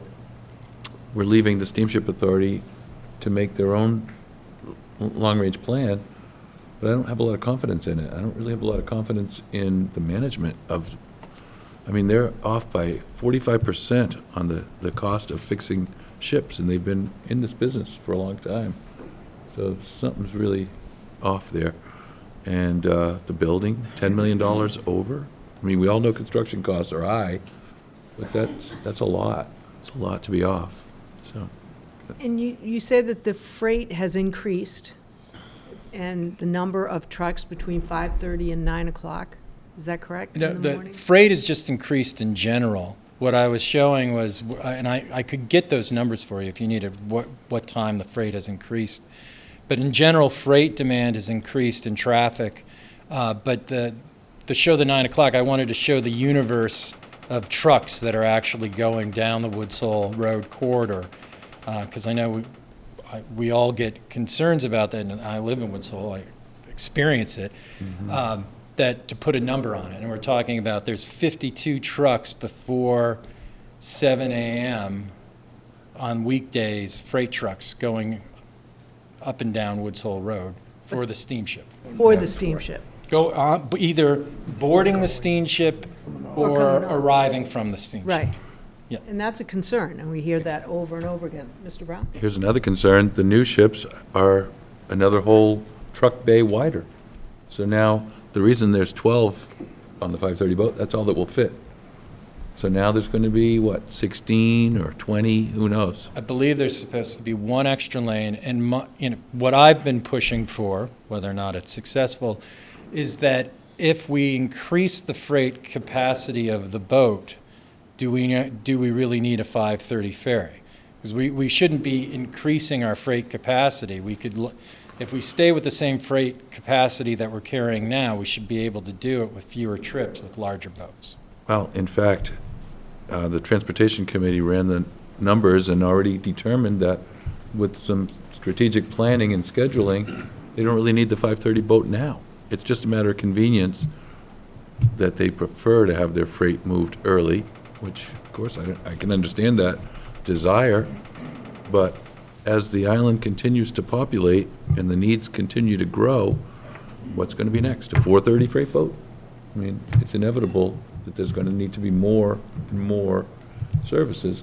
And that's why I wish that we could get this New Bedford freight service. They put out the RFP for freight service for New Bedford, but there was no real coordination with the New Bedford Port Authority to ensure that there was a viable location to serve that service.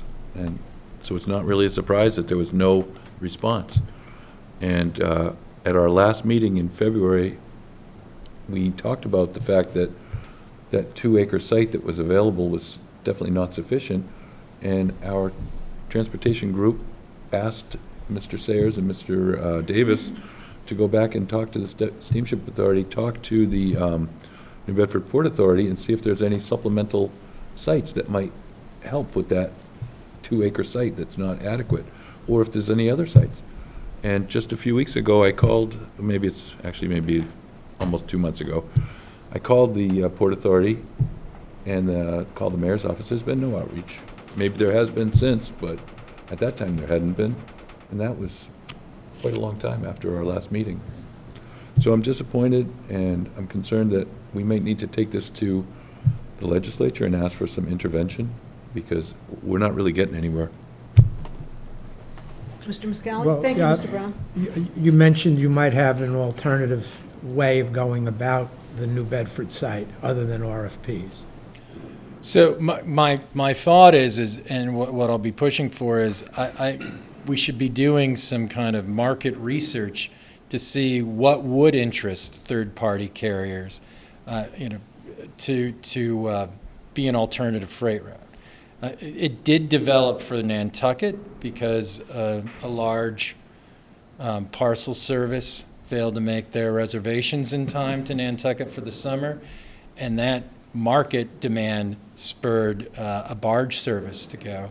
But I do know they didn't bid on the Vineyard route, and I think part of it was the restrictions within the RFP were seen as a poison pill to many third-party carriers, that they couldn't make it profitable. And so I think what the Steamship Authority needs to do, management needs to do before we put out another RFP, is engage potential licensees for freight traffic of what would make that work. We also will have, once these new vessels go online, 3 surplus vessels, which may not be worth on the market more than its scrap metal rate, but perhaps then we look to do something creative and we have a third-party lease for $1 one of our surplus freight vessels to operate as an alternative port, at least from an alternative port, at least, as a pilot program. Go ahead, Mr. Moscatelli. Are there any studies or data with respect to how the freight trucks are at capacity? Are they at capacity, or is there any study that, some of the trucks are going out, they're only 25% filled, and anything like that? Any studies ever done? I don't think we have any studies of that done. I mean, some way to coordinate voluntarily, some if there is underutilized capacity, maybe we could, somehow solve I could talk to the comptroller treasurer to see what data we have and get that back to you. Thank you. Thank you. Thank you very much for your report. Thank you. Okay, we will move into business number 7, discussion and vote regarding the exercise of right of first refusal on a 31.7 acre property on Route 151 and extension of deadline for owner to complete the sale. I'll take to you, Mr. Renshaw, but I just want to make sure that the board all received the letter from Mr. Galasso that came in today. Thank you, Madam Chair. Assistant Town Manager Jonathan Staub has some extensive history with the project, and I've talked to Peter, and he's going to present this item, and between the two of us, answer any questions. Okay. Thank you, Madam Chair. I'll start from the beginning. I know this property is very familiar to most of you.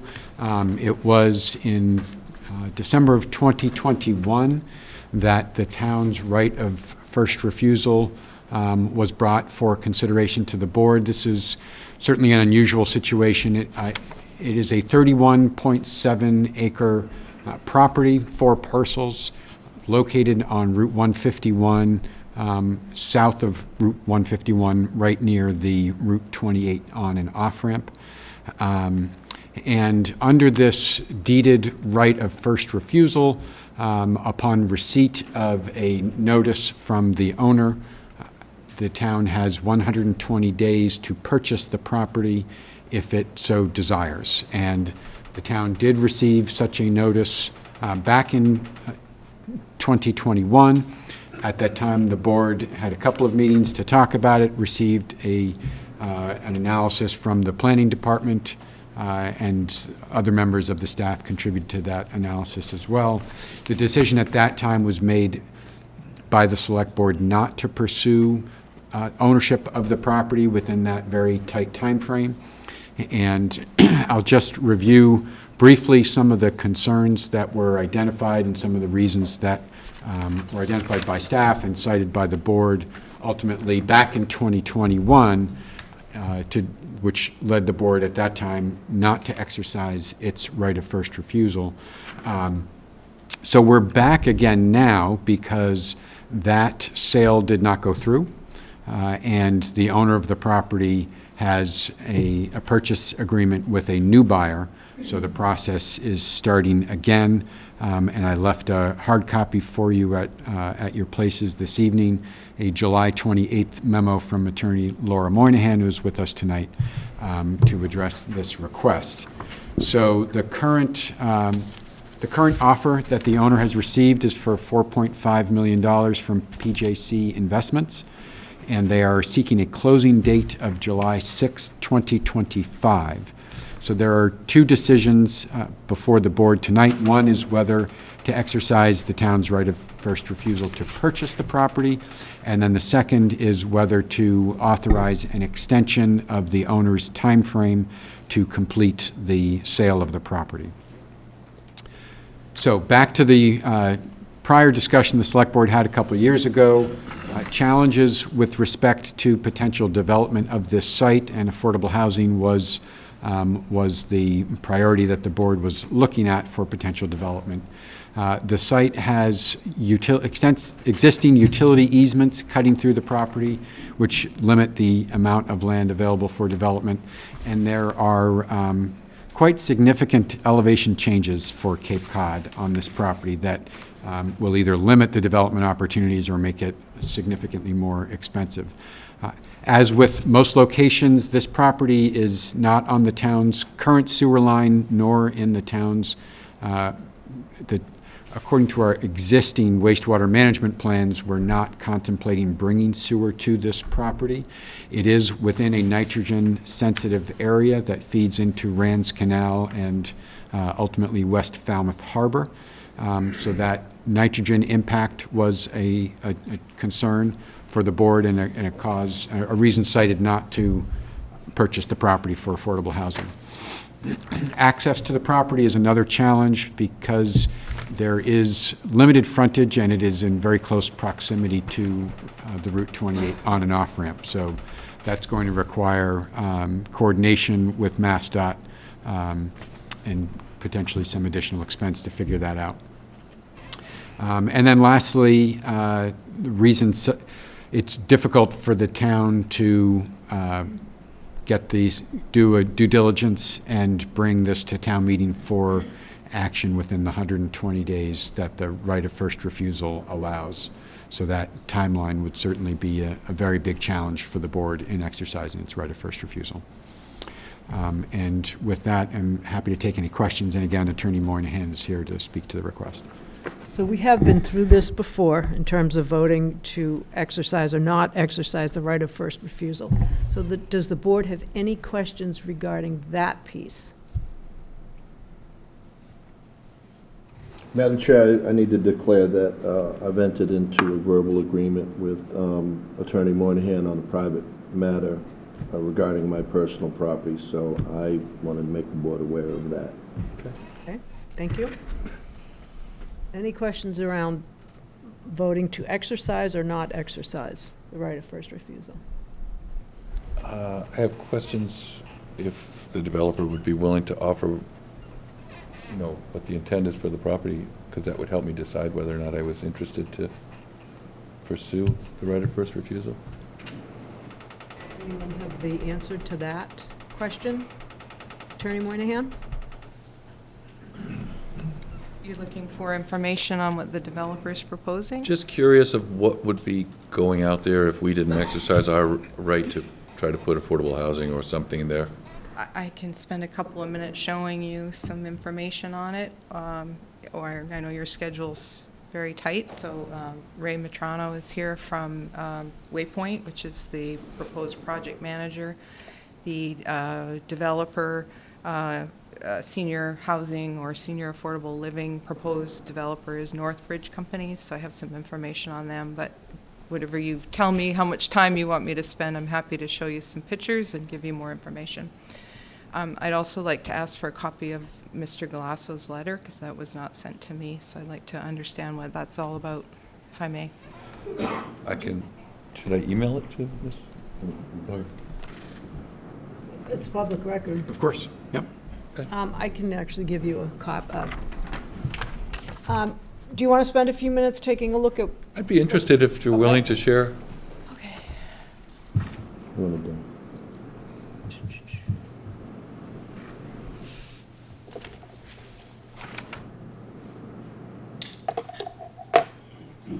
Keep in mind, we've only slated this for 10 minutes.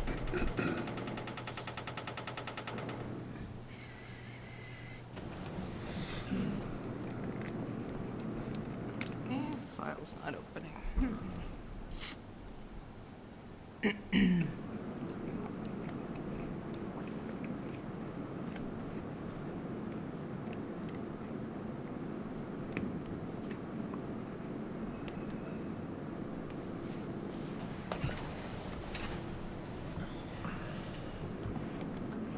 All right, this was just some general information that I had prepared on the property. So this area here is the location of the property. The GIS map only highlights one parcel, but it's actually this entire piece here and this little piece here, and then there's another box piece here. This is the zoning on the property. So again, it's the entire piece that you see off 151 here. 7 acres is already zoned senior care retirement district under the zoning bylaw, and the rest is agricultural AA. This is just information on the right of first refusal, which Peter has given you already. The development entity is PJC Investments, Senior Living, Assisted Living, Memory Care Facility Developer, Northbridge Companies. The construction is proposed by Callahan Inc. out of Bridgewater. Patrick Callahan is the principal of that company, which I think you're familiar with. Project manager is Waypoint KLA out of Brookline, and Ray is here from that entity and can give you more details on the breakdown of the units that are proposed. So they're looking at an approximate 248 unit residential community that would include senior housing, affordable housing, multifamily housing, and related commercial units. Ray tells me that they're looking at about 70 to 75 affordable one-bedroom units as part of that development as well, and he can give you more information on that if you'd like it. These are some samples of the Northbridge Company developments. I just took these off their website to give you an idea that they are a very well-established company in Massachusetts. This is the facility in Mashpee that they developed, Milford, Andover, North Dartmouth. These are 6 samples of maybe 10 or more that were on their website, just to give you an idea that they are a very established developer. And the right of first refusal does provide for this 360-day period. I just suggested that it was created in 2003. It was a very different permitting area at that time. Things went a lot faster than they do now. So it really isn't feasible for anybody to permit this kind of development on that site really within 360 days and then finance it and then close. So we're requesting that that be until July 6th, which even with that is about a year and a half, which I think is a very fairly reasonable timeline for that activity. And if that closing does not occur, then the right of first refusal would still be in play according to its terms until January of 2033. So that's the information I have. If you'd like further details on the breakdown of the units or how they want to look at the development, Ray can speak to that. Thank you. That's enough detail for me. Okay, me as well.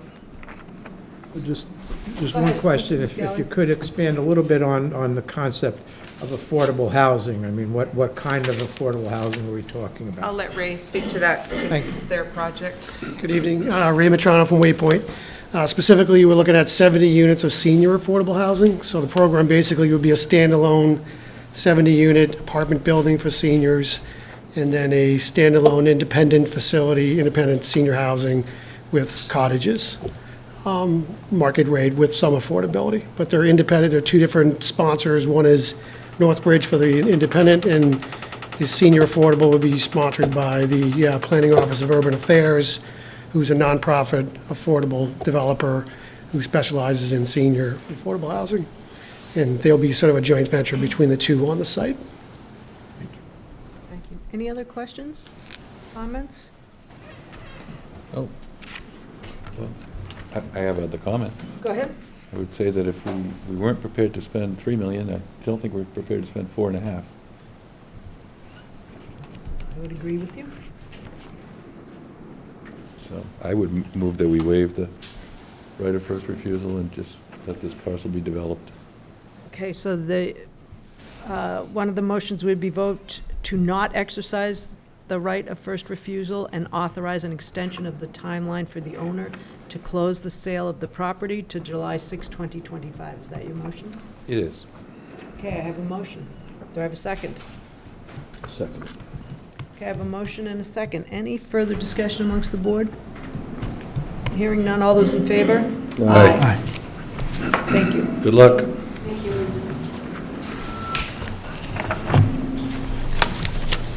Okay, we will move on to business item number 8, request for a waiver of the special event permit fee for the 24th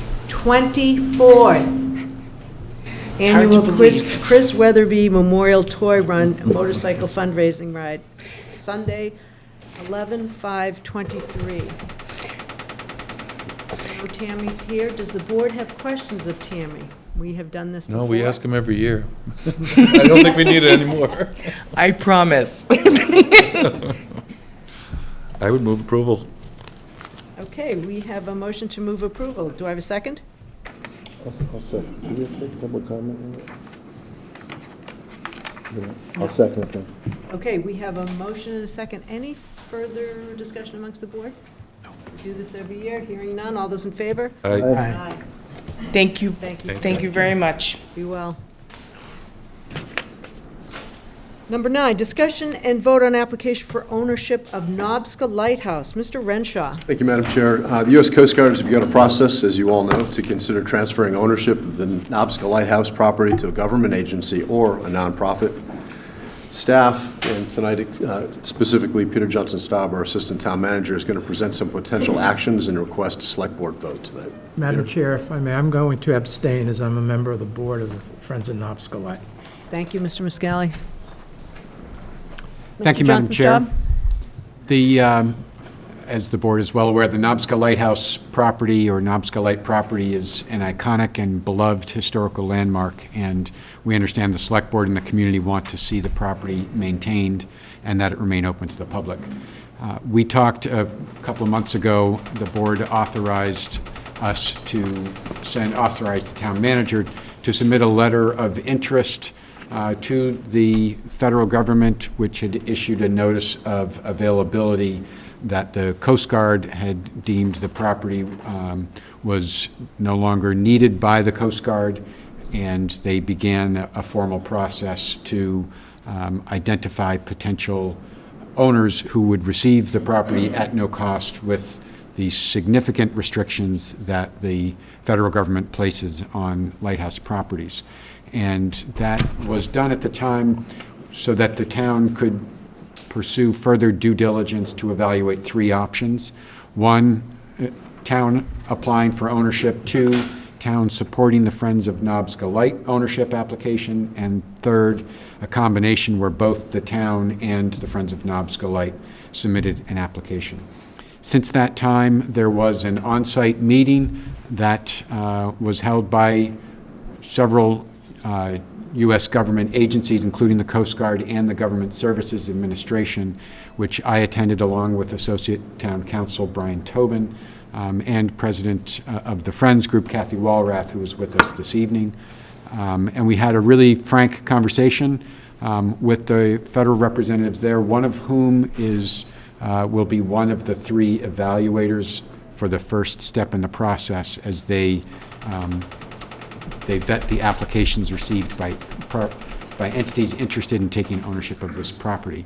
And what we learned at that meeting is that it's evident that the Friends are going to be a stronger applicant for ownership than the town. And the reasons for that essentially relate to the Friends' track record of being the managers of the property for the last several years. I actually don't even know exactly how many years it's been. I'm sure Kathy can tell us. But the point is that they have been effective in raising funds. They have a cadre of volunteers that staff the property. They're welcoming, they provide tours, and they also provide sweat equity. They maintain the property, including skilled maintenance work. And I'm sure all of you have probably been to the property recently. It's incredible what they have done with the property. So the town, the message we received again was that the Friends are going to be a stronger applicant because of all of the resources that they can bring to bear and their demonstrated track record in preserving the property and keeping it open for public use. And the town can be an advocate and an effective supporter of that application with a letter of support. So my recommendation this evening is that the board vote to authorize the town manager to send a letter to the Coast Guard and the U.S. Government Service Administration to support an application for ownership to be submitted by the Friends of Nobska Light. And we can talk about it a little bit later. We do have a town meeting warrant article that contemplates town ownership of that property, and the Friends of Nobska Light submitted a letter which is in your packet, or an email which is in your packet, that requests that the board not put that town meeting article on the warrant, but to essentially focus on supporting the Friends in their application. And with that, I'm happy to take your questions, and again, if you wish to have any if you have any questions for Ms. Waller, she's here as well. Mr. Brown? Can we add the town as like right of first refusal, should the Friends group in some time in the future not be as fully funded and staffed? We can certainly explore that. I know that the USGSA has a covenant that they will be placing on the property, so they continue to be involved. Any work that's done on the property needs to continue to be approved by, and I hope I'm getting there are multiple federal agencies involved in different phases of the project. I believe it's USGSA that continues to be involved. So I don't know if the town would have an option to modify that covenant, but it's certainly something we can explore. Okay. So Peter, so it's sort of like a government deed restriction, is what you see it as being? Right. Okay. Thank you. Thank you, Madam Chair. So basically, what we're being asked tonight to do is to write a letter in support of the Friends of Nobska Light taking over the property, correct? And secondarily, to not put an article on the warrant for this property. Right. There is a narrow time window, so if the board wanted to pursue ownership, we would be seeking that direction tonight. Is anyone on the board interested in pursuing ownership? Only if, as I mentioned, if the Friends group, if the people come and go, and, you know, sometimes groups are in a great phase when they're really strong, and that's probably the case now, but it could change in the future, but the town's not likely to change. But I would like to see some avenue for the town to retain such an iconic feature of the town should this become necessary. So again, I can't give you a definitive answer. It's certainly Right. something that we can explore, and again, speaking to that covenant, the federal government is going to require that it be historically preserved. In order to be eligible to even apply for ownership, you have to be a nonprofit, and the facility has to be open to the public. So, you know, I think the Friends are a very strong applicant.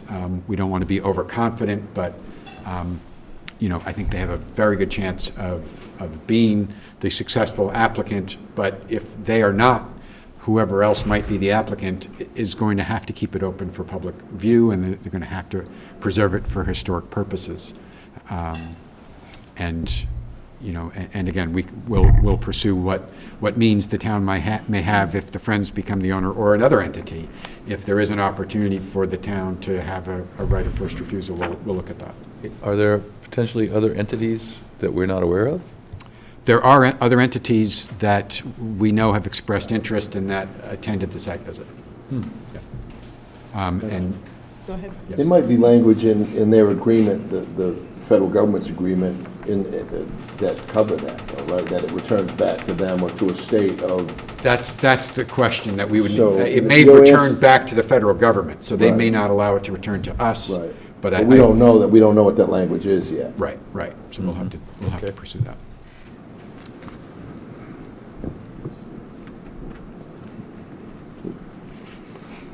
Anyone want to make a motion? Do you want to? I'll move the request, the way it was described by the Assistant Town Manager. So vote to authorize the town manager to submit a letter of support for the Friends of Knobsco Light, Inc. application for ownership to be submitted to the U.S. General Services Administration. So is that going to be two motions, or are we going to combine and not put it on the warrant? I think we'll do it separately. Okay, I'll make that first motion. I'll second that. Okay, we have a motion and a second. Any further discussion amongst the board? Hearing none. All those in favor? Aye. Okay, and then the second motion would be not to place an article regarding this matter on the warrant. So- Do you want to do it specifically? Just a Please. clarification. So for this agenda item, if you want to just affirmatively vote not to pursue town ownership, and then we'll get to the town meeting warrant later. Okay. Is that how it's going to be described as the motion? Yes, to Yeah. not pursue You made the ownership. motion? No, you did. I'll And I second, then I'll go with that. Okay, to not pursue ownership. And the way we have it's a motion and a described. second? Yes. Okay, any further discussion amongst the board? Hearing none. All those in favor? Aye. Okay, thank you very much for your interest. Okay, number, Bob I'm sorry? back? Can you get Bob back? Yes. Vote articles and execute warrant for the November 2023 annual town meeting. Mr. Renshaw. Thank you, Madam Chair, Select Board. Tonight, we're asking Select Board to vote the articles and execute the warrants. Tremendous amount of work. I was impressed. Assistant Town Manager, Town Council, Finance Director, the Finance team, tremendous amount of effort went into the process of developing the warrant that we're asking you to consider tonight. I'm going to ask Peter Johnson-Staub to run through the background summary and then provide some potential motion options for you. Peter? Thank you, Mr. Renshaw. So we have 21 articles for your consideration tonight. Some of them, the petition articles, will be placed on the warrant. Others are at your discretion. To break it out into categories, of those 21, 6 are financial, 4 are expansions to certain tax exemptions available under Massachusetts general law, which the finance director presented to you a couple of months ago. 2 are zoning articles proposed by the planning board, and 5 are citizen petition articles. And with that, I think it probably would be most efficient to just jump right in and go through the articles. And I'll comment briefly as we go through, and happy to take any questions. So Articles 1 and 2 choose town officers and hear reports for committees. Those are standard for every town meeting. Article 3 is to see if the town will vote to appropriate a sum of money for capital improvements. And so the next several articles are all related to the capital improvement plan. One thing that we're doing a little differently this year and bears some explanation, Article 3 and Article 4 are identical. That is not an accident, and the difference will be in the recommendations for those articles. For Article 3, we're going to list the articles that require only a simple majority vote, and for Article 4, we're going to list those articles that require a 2/3 majority, just for sort of efficiency and so that we don't get simple majority items caught up in a 2/3 vote, just to have that be more clear as a procedural matter for town meeting. So the board obviously has heard the capital improvement plan presentation, and that is, the Finance Committee has begun reviewing those articles. Article 5 is what we call the non-capital project. So we have a definition for capital spending that has a useful life and a dollar threshold. We have some items that we fund with free cash that are not technically capital items, so we put that in a separate article as well. Article 6 is we're bringing back again the request for a sum of money for the design and permitting for the next phase of the sewer extension to the Mara Vista Peninsula and T-Ticket Path. We will have a detailed presentation addressing some of the concerns that we heard at the last town meeting when we bring that forward again this year. Maybe I'll stop there. Any questions on that article? think the board is pretty familiar with it. Article 7 is to appropriate a sum of money to supplement the current operating budget, FY24. And, we will often have a couple of items that we want to address in terms of supplemental funding, and that, again, will be reviewed by the Finance Committee for a recommendation. Article 8, the state has changed a couple of times how we handle funds that are received from the cable license agreement. So we have about $150,000 sitting in an account that requires an appropriation to expend for public education and government access services. So that is a separate article for your consideration. Article 9 is one of the 2 zoning articles, and this is to, again, continuing with some technical corrections that the Planning Department and the Planning Board have been working on for a couple of years now. Article 10 is the next zoning article brought forward by the Planning Board and the Planning Department to amend this one relates to amending the accessory apartment bylaw. And you will have a presentation on that article from the Planning Department. The next article, Article 11, is a petition article. So Article 11 is a petition article related to pickleball courts at Trotting Park. Article 12 is a petition article related to a sidewalk and a private property at 241 Scranton Avenue. You'll have a presentation on that tonight from Lawrence O'Brien. Article 13, a petition article seeking board to authorize a urine diversion pilot project. Article 14, to appropriate $50,000 from the ferry embarkation fee for LED speed signs. Again, a petition article that will be presented later tonight. And the final petition article is to amend the special permit granting authority, special permit powers with respect to nitrogen loading and septic. And that's the last petition article, and you'll have a presentation on that tonight as well. Article 16 is to see if the town will vote to amend the town's position classification plan.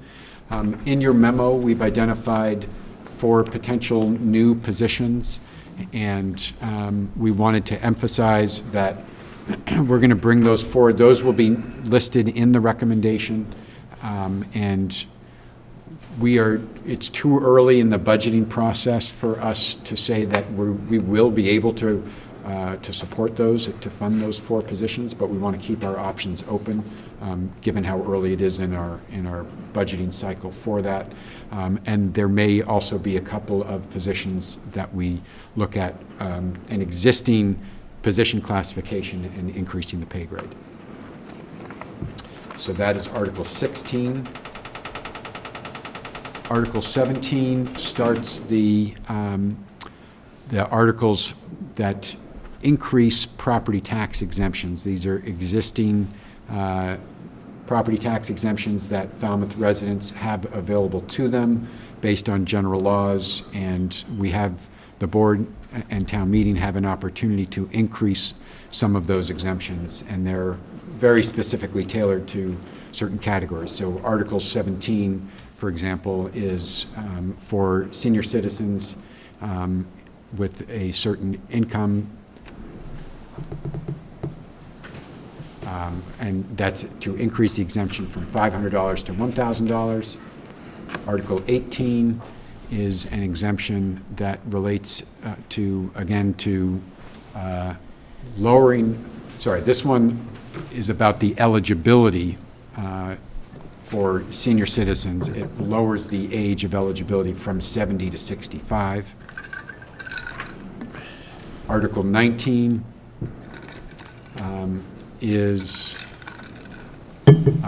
gives the town the ability to begin indexing the amount of exemption that is available by the CPI. So every year it would be the amount of exemption available under this particular clause would be increased by the CPI. And then Article 20 provides a $500 real property tax exemption to qualified blind persons effective in the coming fiscal year. And then the last Article 21 is the NOBSCA Light article, which we just discussed. And it sounds like the board may not want to include that article on the warrant based on our prior discussion. Thank you.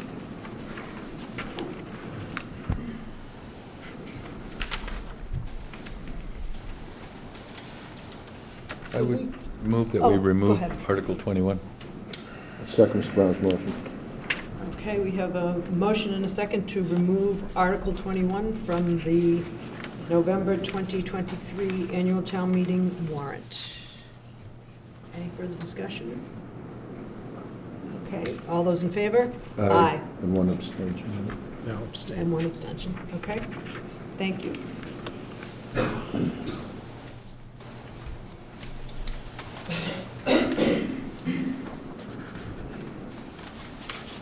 Okay. So we can move forward and hear the presentations, but we can also go ahead and vote the warrant articles now. I think that's the Because the request, is petition that, articles yes, go on. with the exception of the previous motion to remove 21. Yes. We'd be asking select board tonight to vote the articles and execute the warrant. Okay, so do I have a motion to vote the articles and execute the warrant with the one provision of deleting Article 21? So moved. Second. Okay, I have a motion and a second. Any further discussion amongst the board? Hearing none, all those in favor? Aye. Okay, so now we can move into the petition article presentations. The first one is petition funding for Trotting Park pickleball courts and amenities. Mr. Renshaw? Thank you, Madam Chair. I don't really have an intro for this, but Okay. I understand we have presenters lined up. Perfect. Thank you. I'm Tom Zine. Sorry, sitting there for a while. I'm Tom Zine, Precinct 9. I'm here with Todd Bidwell. First, I'd like to acknowledge Mr. Renshaw, Mr. Johnson-Staub. Thank you, Madam Chair, Select Board, Town Council, and thank you for your time tonight. Todd and I are part of a working group that includes Troy Clarkson, Scott Gelfi, and Barbara Schneider. This group was appointed by the town manager to assist with the design and funding for our future pickleball courts at Trotting Park Fields. We're here to give you an update and address any of your concerns. First, to move forward with this project, a sound study needs to be completed. We are currently close to having 3 bids for sound studies. As far as the petitioner's article goes, there are 2 questions that need to be answered. Number 1, provide the reasoning why this petitioner's article is needed, which I will answer. And number 2, what the benefit will be to the town, and Todd will address that when he speaks. A petitioner's article was filed on August 25th. We are seeking $2.6 million from the capital budget at this November's town meeting. Where did we get that number from, the $2.6 million? That is an initial estimate that was provided to the Recreation Director from Stantec. Stantec is the engineering and design firm working on this project. Our pickleball working group understands that the $2.6 million requested may need to be amended as we continue to focus on what we will actually need. We do understand about compromise, but we also understand this. The need is now, and the need is real. There will be other pressing issues for the town on the horizon, and we strongly feel that this can't be pushed off. It's paramount to get this done. If we get the full petitioner's article, the entire project could be started. We could be playing pickleball by next summer and not have the project delayed another year. Todd will talk now on how this benefits the town, and we will be here to answer any questions you may have for us at the end. Thank you, everyone. Good evening. Todd Bidwell, Precinct 4, and a member of the Pickleball Working Group. So pickleball is the fastest growing sport in the country. According to the 2023 Sports and Fitness Industry Association's Top line participation report.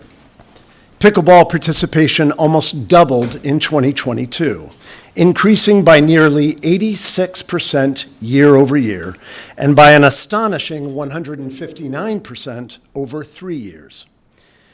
Pickleball now totals 8.9 million players in the United States, which is an increase from 4.8 million in the 2022 SFIA report.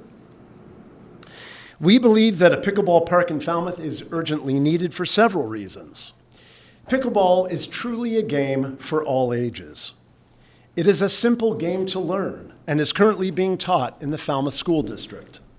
It provides good physical exercise, enhances mental health, is highly strategic, and most importantly, it can be enjoyed by multi-generational families and friends. I personally enjoy playing with youth, middle-aged, and senior citizens on a regular basis. The interest for pickleball play in Falmouth increases daily by both residents and visitors to Falmouth. Falmouth currently does not offer enough courts and court playing time to meet the demand. As an example of the level of player interest, there are more than 750 pickleball players registered on the Falmouth Pickleball Team Reach app, an online application that provides a central place for pickleball player scheduling and communications. The courts that are currently available in our villages are being met with neighborhood resistance, limited parking, varied court and equipment conditions, and restricted play time to certain days of the week. A centralized pickleball park will offer multiple pickleball courts in a professional facility and will provide playtime opportunities 7 days per week. The Falmouth Pickleball Park can contribute to our overall economy, bringing visitors to town who are looking for pickleball play.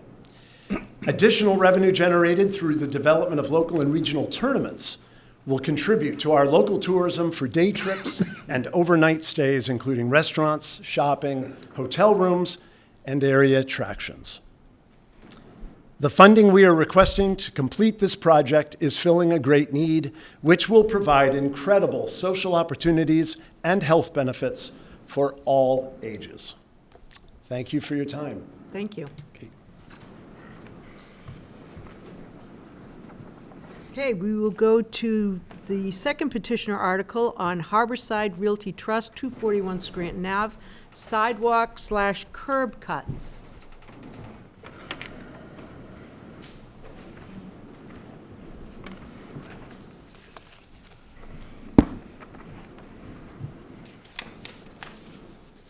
And again, we've slated you for 5 minutes for your presentation. Thank you. Just reset it. Thank you, sir.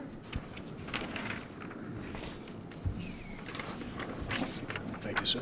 Appreciate it.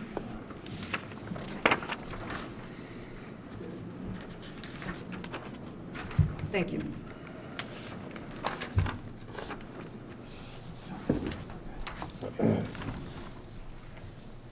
Okay, go ahead. Thank you very much. I just want to recognize that this is Patriot Day. 22 years ago, we lost quite a few people. It changed my life significantly, and I think it changed the entire nation's life. It's great to see us here exercising civic duties on a day like today. Okay, before 2001, before 9/11, the town put on my property a sidewalk.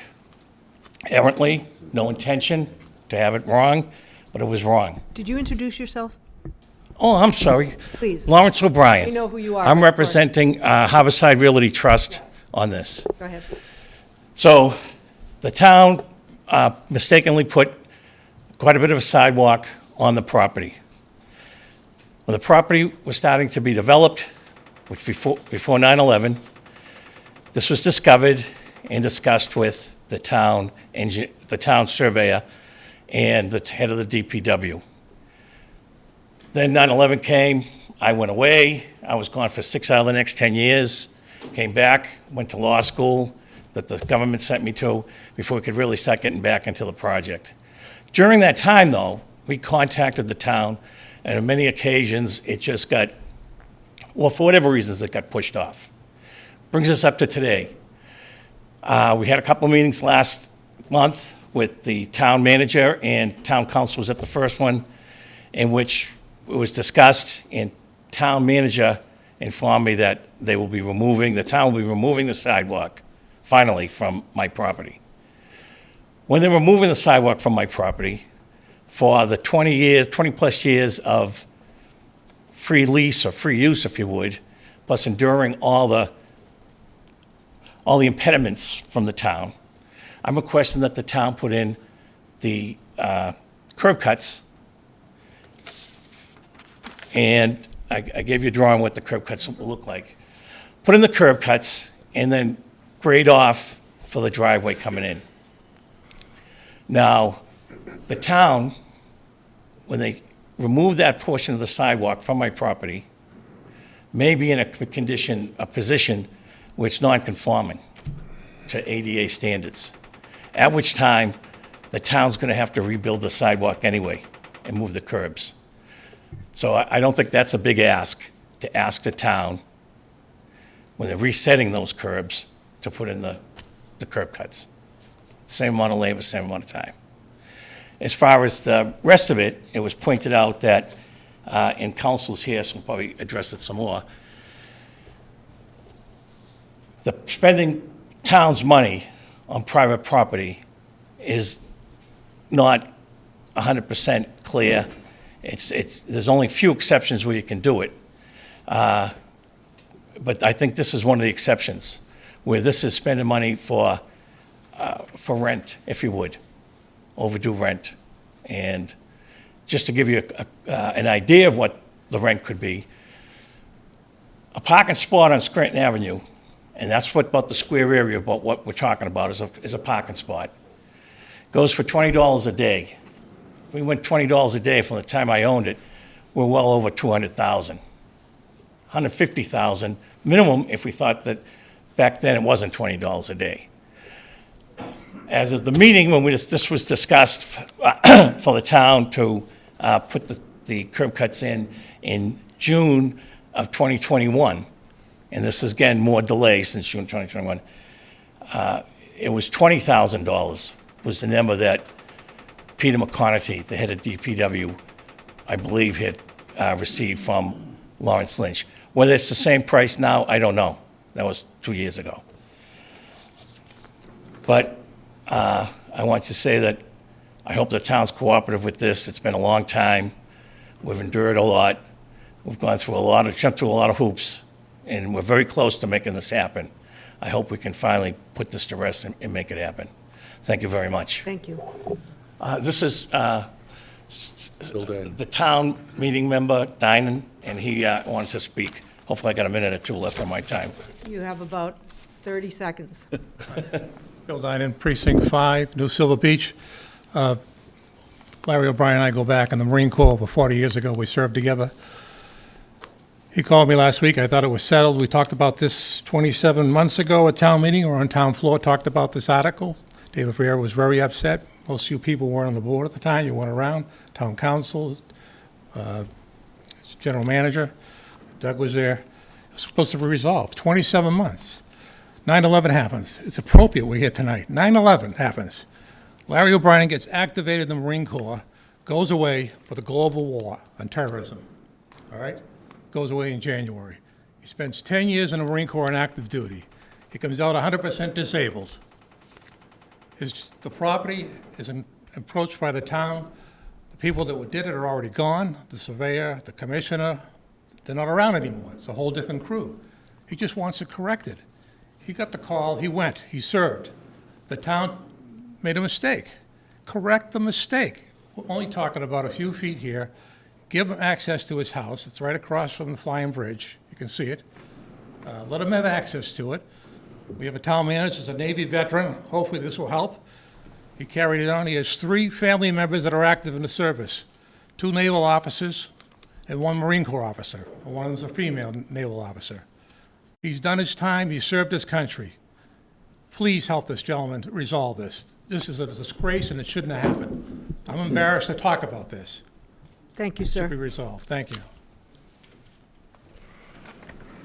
Okay, petitioner article next up. Select Board to authorize urine diversion pilot program.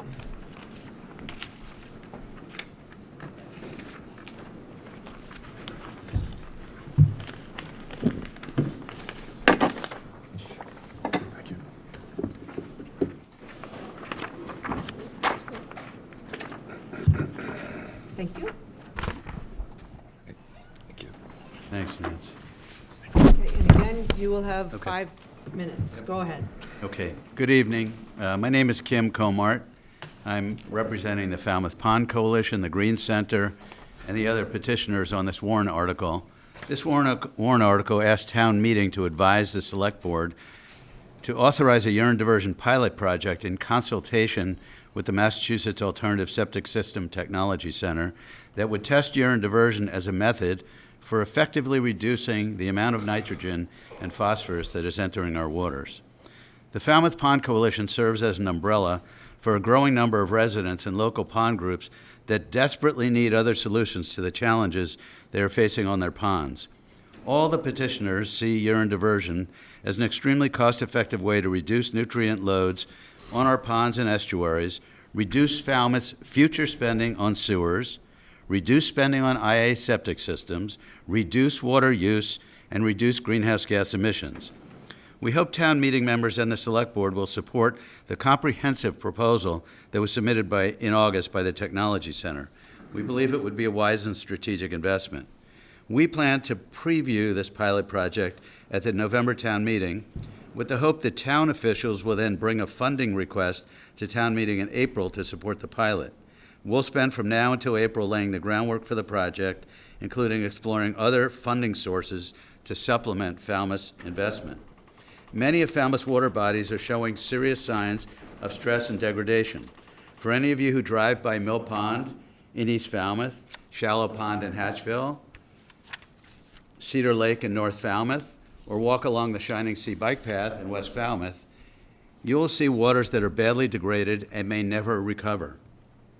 Once we let our waters deteriorate, it becomes less likely that we'll be able to restore them to their prior condition, and it requires huge financial and personnel investments. Nitrogen and phosphorus, almost entirely from urine, are the primary reason for the degradation.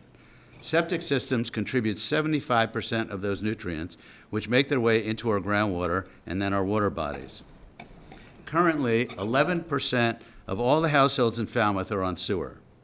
Over the next 20 to 25 years, the town plans to sewer around 15% more homes, bringing that total to around 25% and costing hundreds of millions of dollars. Unless we develop other tools like urine diversion, septic systems will be the only wastewater management option for around 75% of all the homes in town, including those surrounding our freshwater ponds. Next generation septic systems are in development and are being piloted in Falmouth and elsewhere. To date, they have proven moderately effective in keeping nutrients out of our groundwater. Additionally, these systems cost between $25,000 and $60,000 to purchase and install, and thousands more dollars annually for maintenance, operation, and testing. Urine diversion is not a theoretical technology. It works. The Wostman Echo Flush toilet that I purchased today will divert 100% of the urine into a tank that can be pasteurized and used as fertilizer. None of that urine will enter the groundwater. The same is true of the Cinderella Comfort toilet that I purchased last month, which incinerates 100% of the urine and feces. These appliances are attractive, they're easy to use, and they have no ick factor. While we're working to identify county and state dollars to partially fund this project, if Falmouth were to pay $1 million for this project, that would represent 2% of the proposed $50 million cost of sewering the 811 homes in the T-Ticket and Mara Vista Peninsula that will be discussed at town meeting in November. For that 2% investment, here's what you would get: a robust education campaign that will build understanding and social acceptance of urine diversion, 50 homeowners who will have installed new urine diversion appliances in their homes, thousands of Falmouth residents visiting those homes, seeing and using those appliances, reading about those homeowners when they're profiled in the Falmouth Enterprise, on Falmouth Community Television, in social media, and more. All of this would contribute to a virtuous cycle of more residents using urine diversion appliances. Finally, you would get valuable data that the town will need for discussions with the Mass Department of Environmental Protection about the potential for urine diversion to be another tool in the toolbox, along with sewers, septic systems, aquaculture, and other technologies. As we like to say, let's give P a chance. Thank you very much for your time and consideration. Right on the money. And thank you for typing up your statement. Sure. That's helpful. Okay, we will move on to petition, use embarkation fee for speed signs.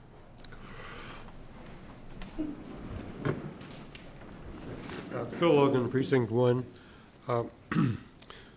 SMART, the Southeast Massachusetts Regional Transportation Task Force, requested our petition, which you can find on page 446 of the 504 pages you're considering tonight.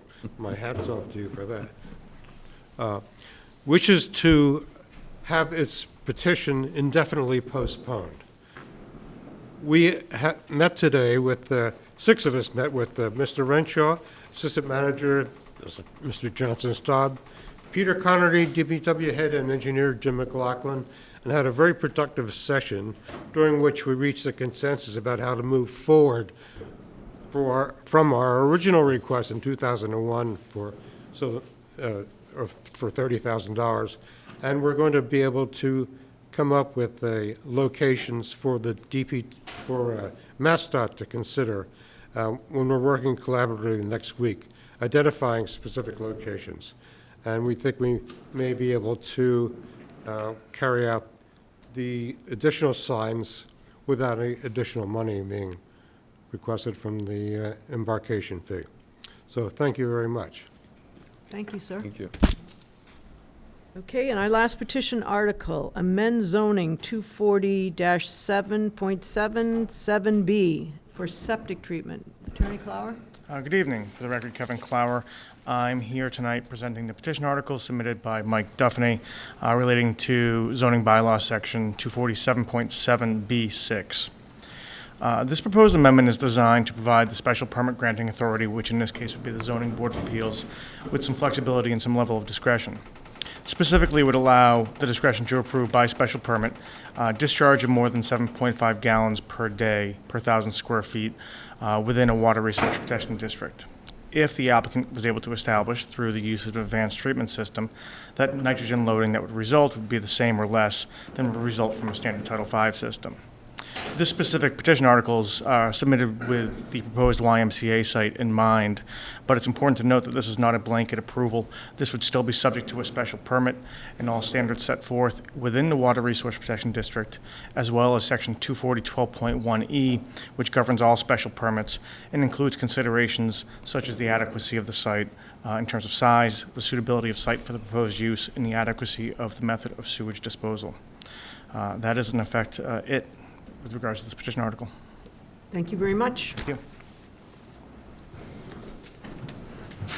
Okay, we will move on to, we're tabling number 12, as I mentioned at the very beginning of the meeting, the request for the variance. And we will move on to our committee appointments.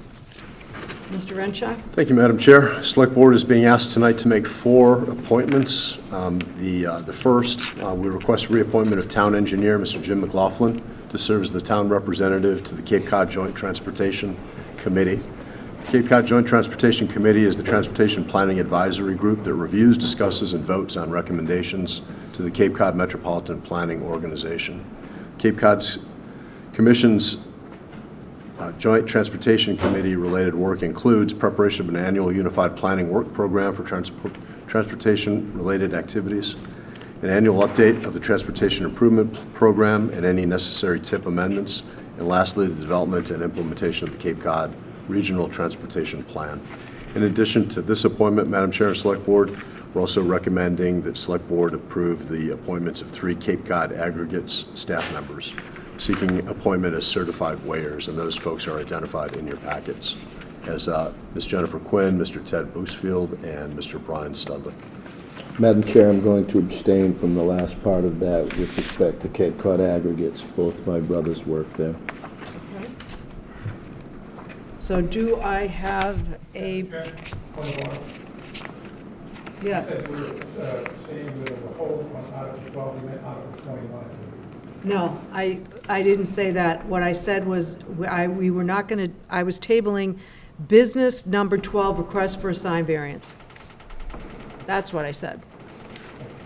You're welcome.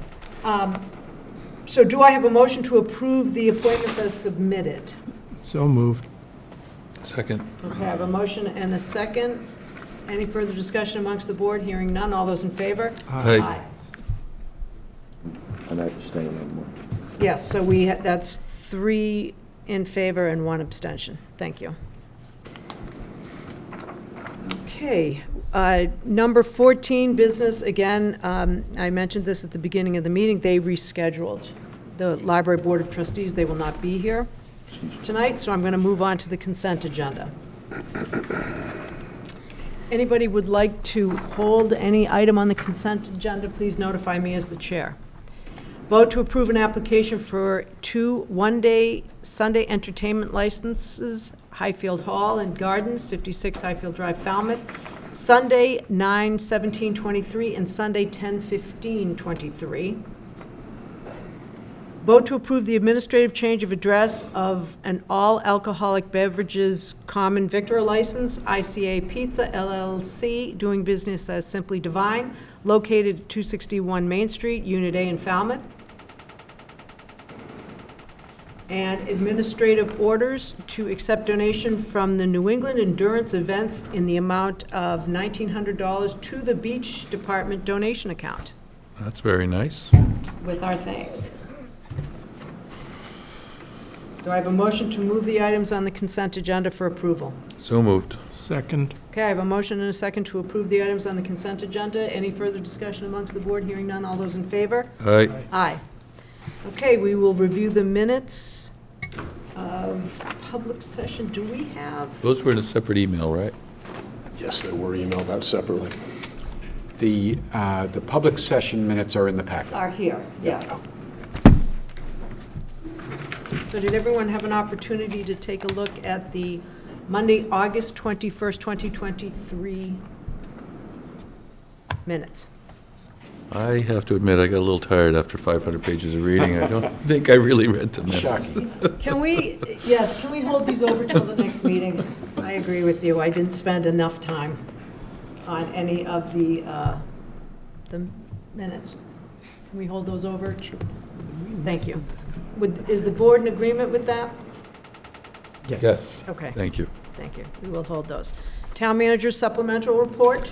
Thank you, Madam Chair. Real quickly, a little bit more detail regarding the recent Comcast changes. Town Manager's Office was advised by Falmouth Community Television of the following Comcast channel lineup changes, which was indicated earlier, are effective September 21st. Public channel featuring programming powered by community, reflecting the interests and activities of the Falmouth community, will no longer be found on Channel 13. As of September 21st, viewers should tune in to Channel 6. The Education Channel, a resource for students, parents, and educators, offering daily live morning announcements on school days, school board meetings, events, and alerts from our local schools, will no longer be found on Channel 14. Viewers should tune in to Channel 8. The Government Channel, providing live coverage of municipal meetings, programs that highlight our government at work, and the latest important updates from Town Hall, will no longer be found on Channel 15. Viewers should instead tune to Channel 9.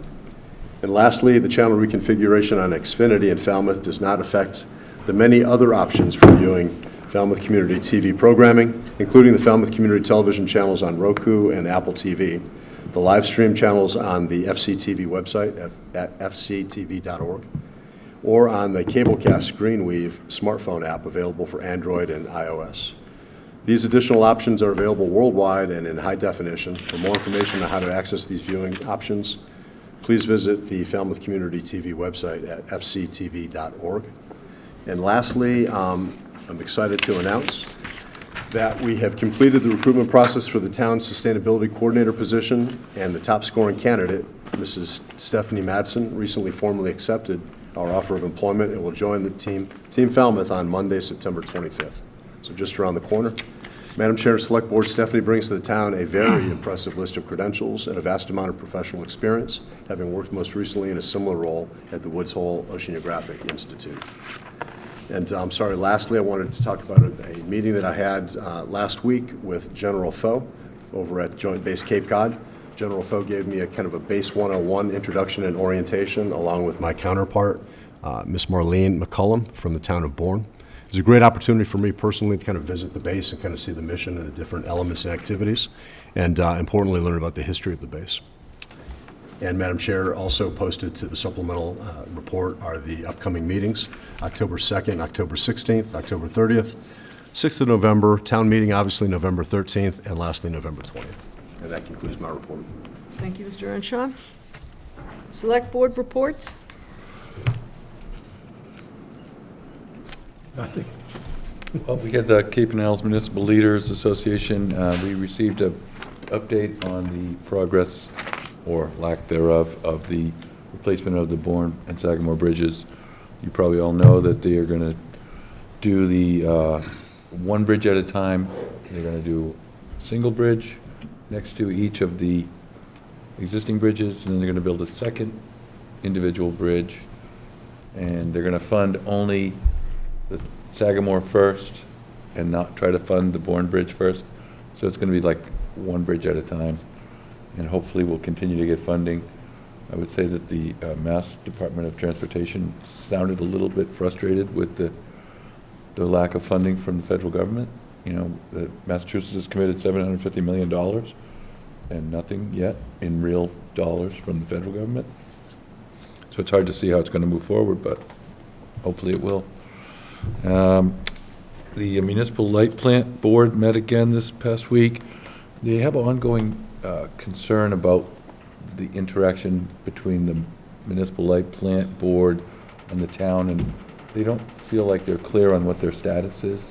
I wonder if we could maybe at some point have an agenda item for us to just kind of discuss and get a better understanding of how that is going to play out. I know it's a new thing. Nobody's really, in this town, nobody's been through it before, so I'd personally appreciate a little bit better understanding of how that interaction will play out. And we'll need to look at how they filed to become a municipal light plant and what that looks like, because Yeah. I think that it has an impact. Is that it, Mr. Brown? Yes. Okay. Mr. Zelinski? Madam Chair, I'll be with the Falmouth Police Department I'll run patrol with them tomorrow during the day shift and partly into tomorrow evening shift. And then I leave the country on Wednesday, and I'll be back the following Saturday. Thank you. I was remiss, we have a letter from Senator Susan Moran. You all have a copy of it. I placed it at your seats. It came in really late, and it was supporting the article, Buzzards Bay Coalition? the Buzzard Bay Coalition position, yes, and their language. So that can be in the meeting notes. I just got caught up in other things. Any discussion on future agenda items? Well, I would like to take up the discussion of Steamship Authority impacts on Falmouth and how Falmouth can potentially better our position with regard to the Steamship Authority, whether it's seeking legislative aid with the Enabling Act, or whether it is just requesting that the Department of Transportation perhaps become the umbrella agency that supervises or incorporates the Steamship Authority into it, and whether or not there should be a subsidized service from New Bedford. I mean, there's just so many questions that have gone unanswered, and the impacts to Falmouth continue to grow, and I don't see any end in sight.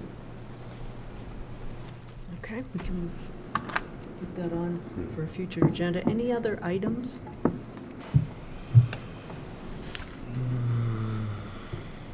Anything else from the board? Okay. Okay, I will entertain a motion to adjourn. So move it. Okay, I have a Thanks motion for and your a help with that. second. Any further discussion amongst the board? Hearing none, all those in favor? Aye. Hello there.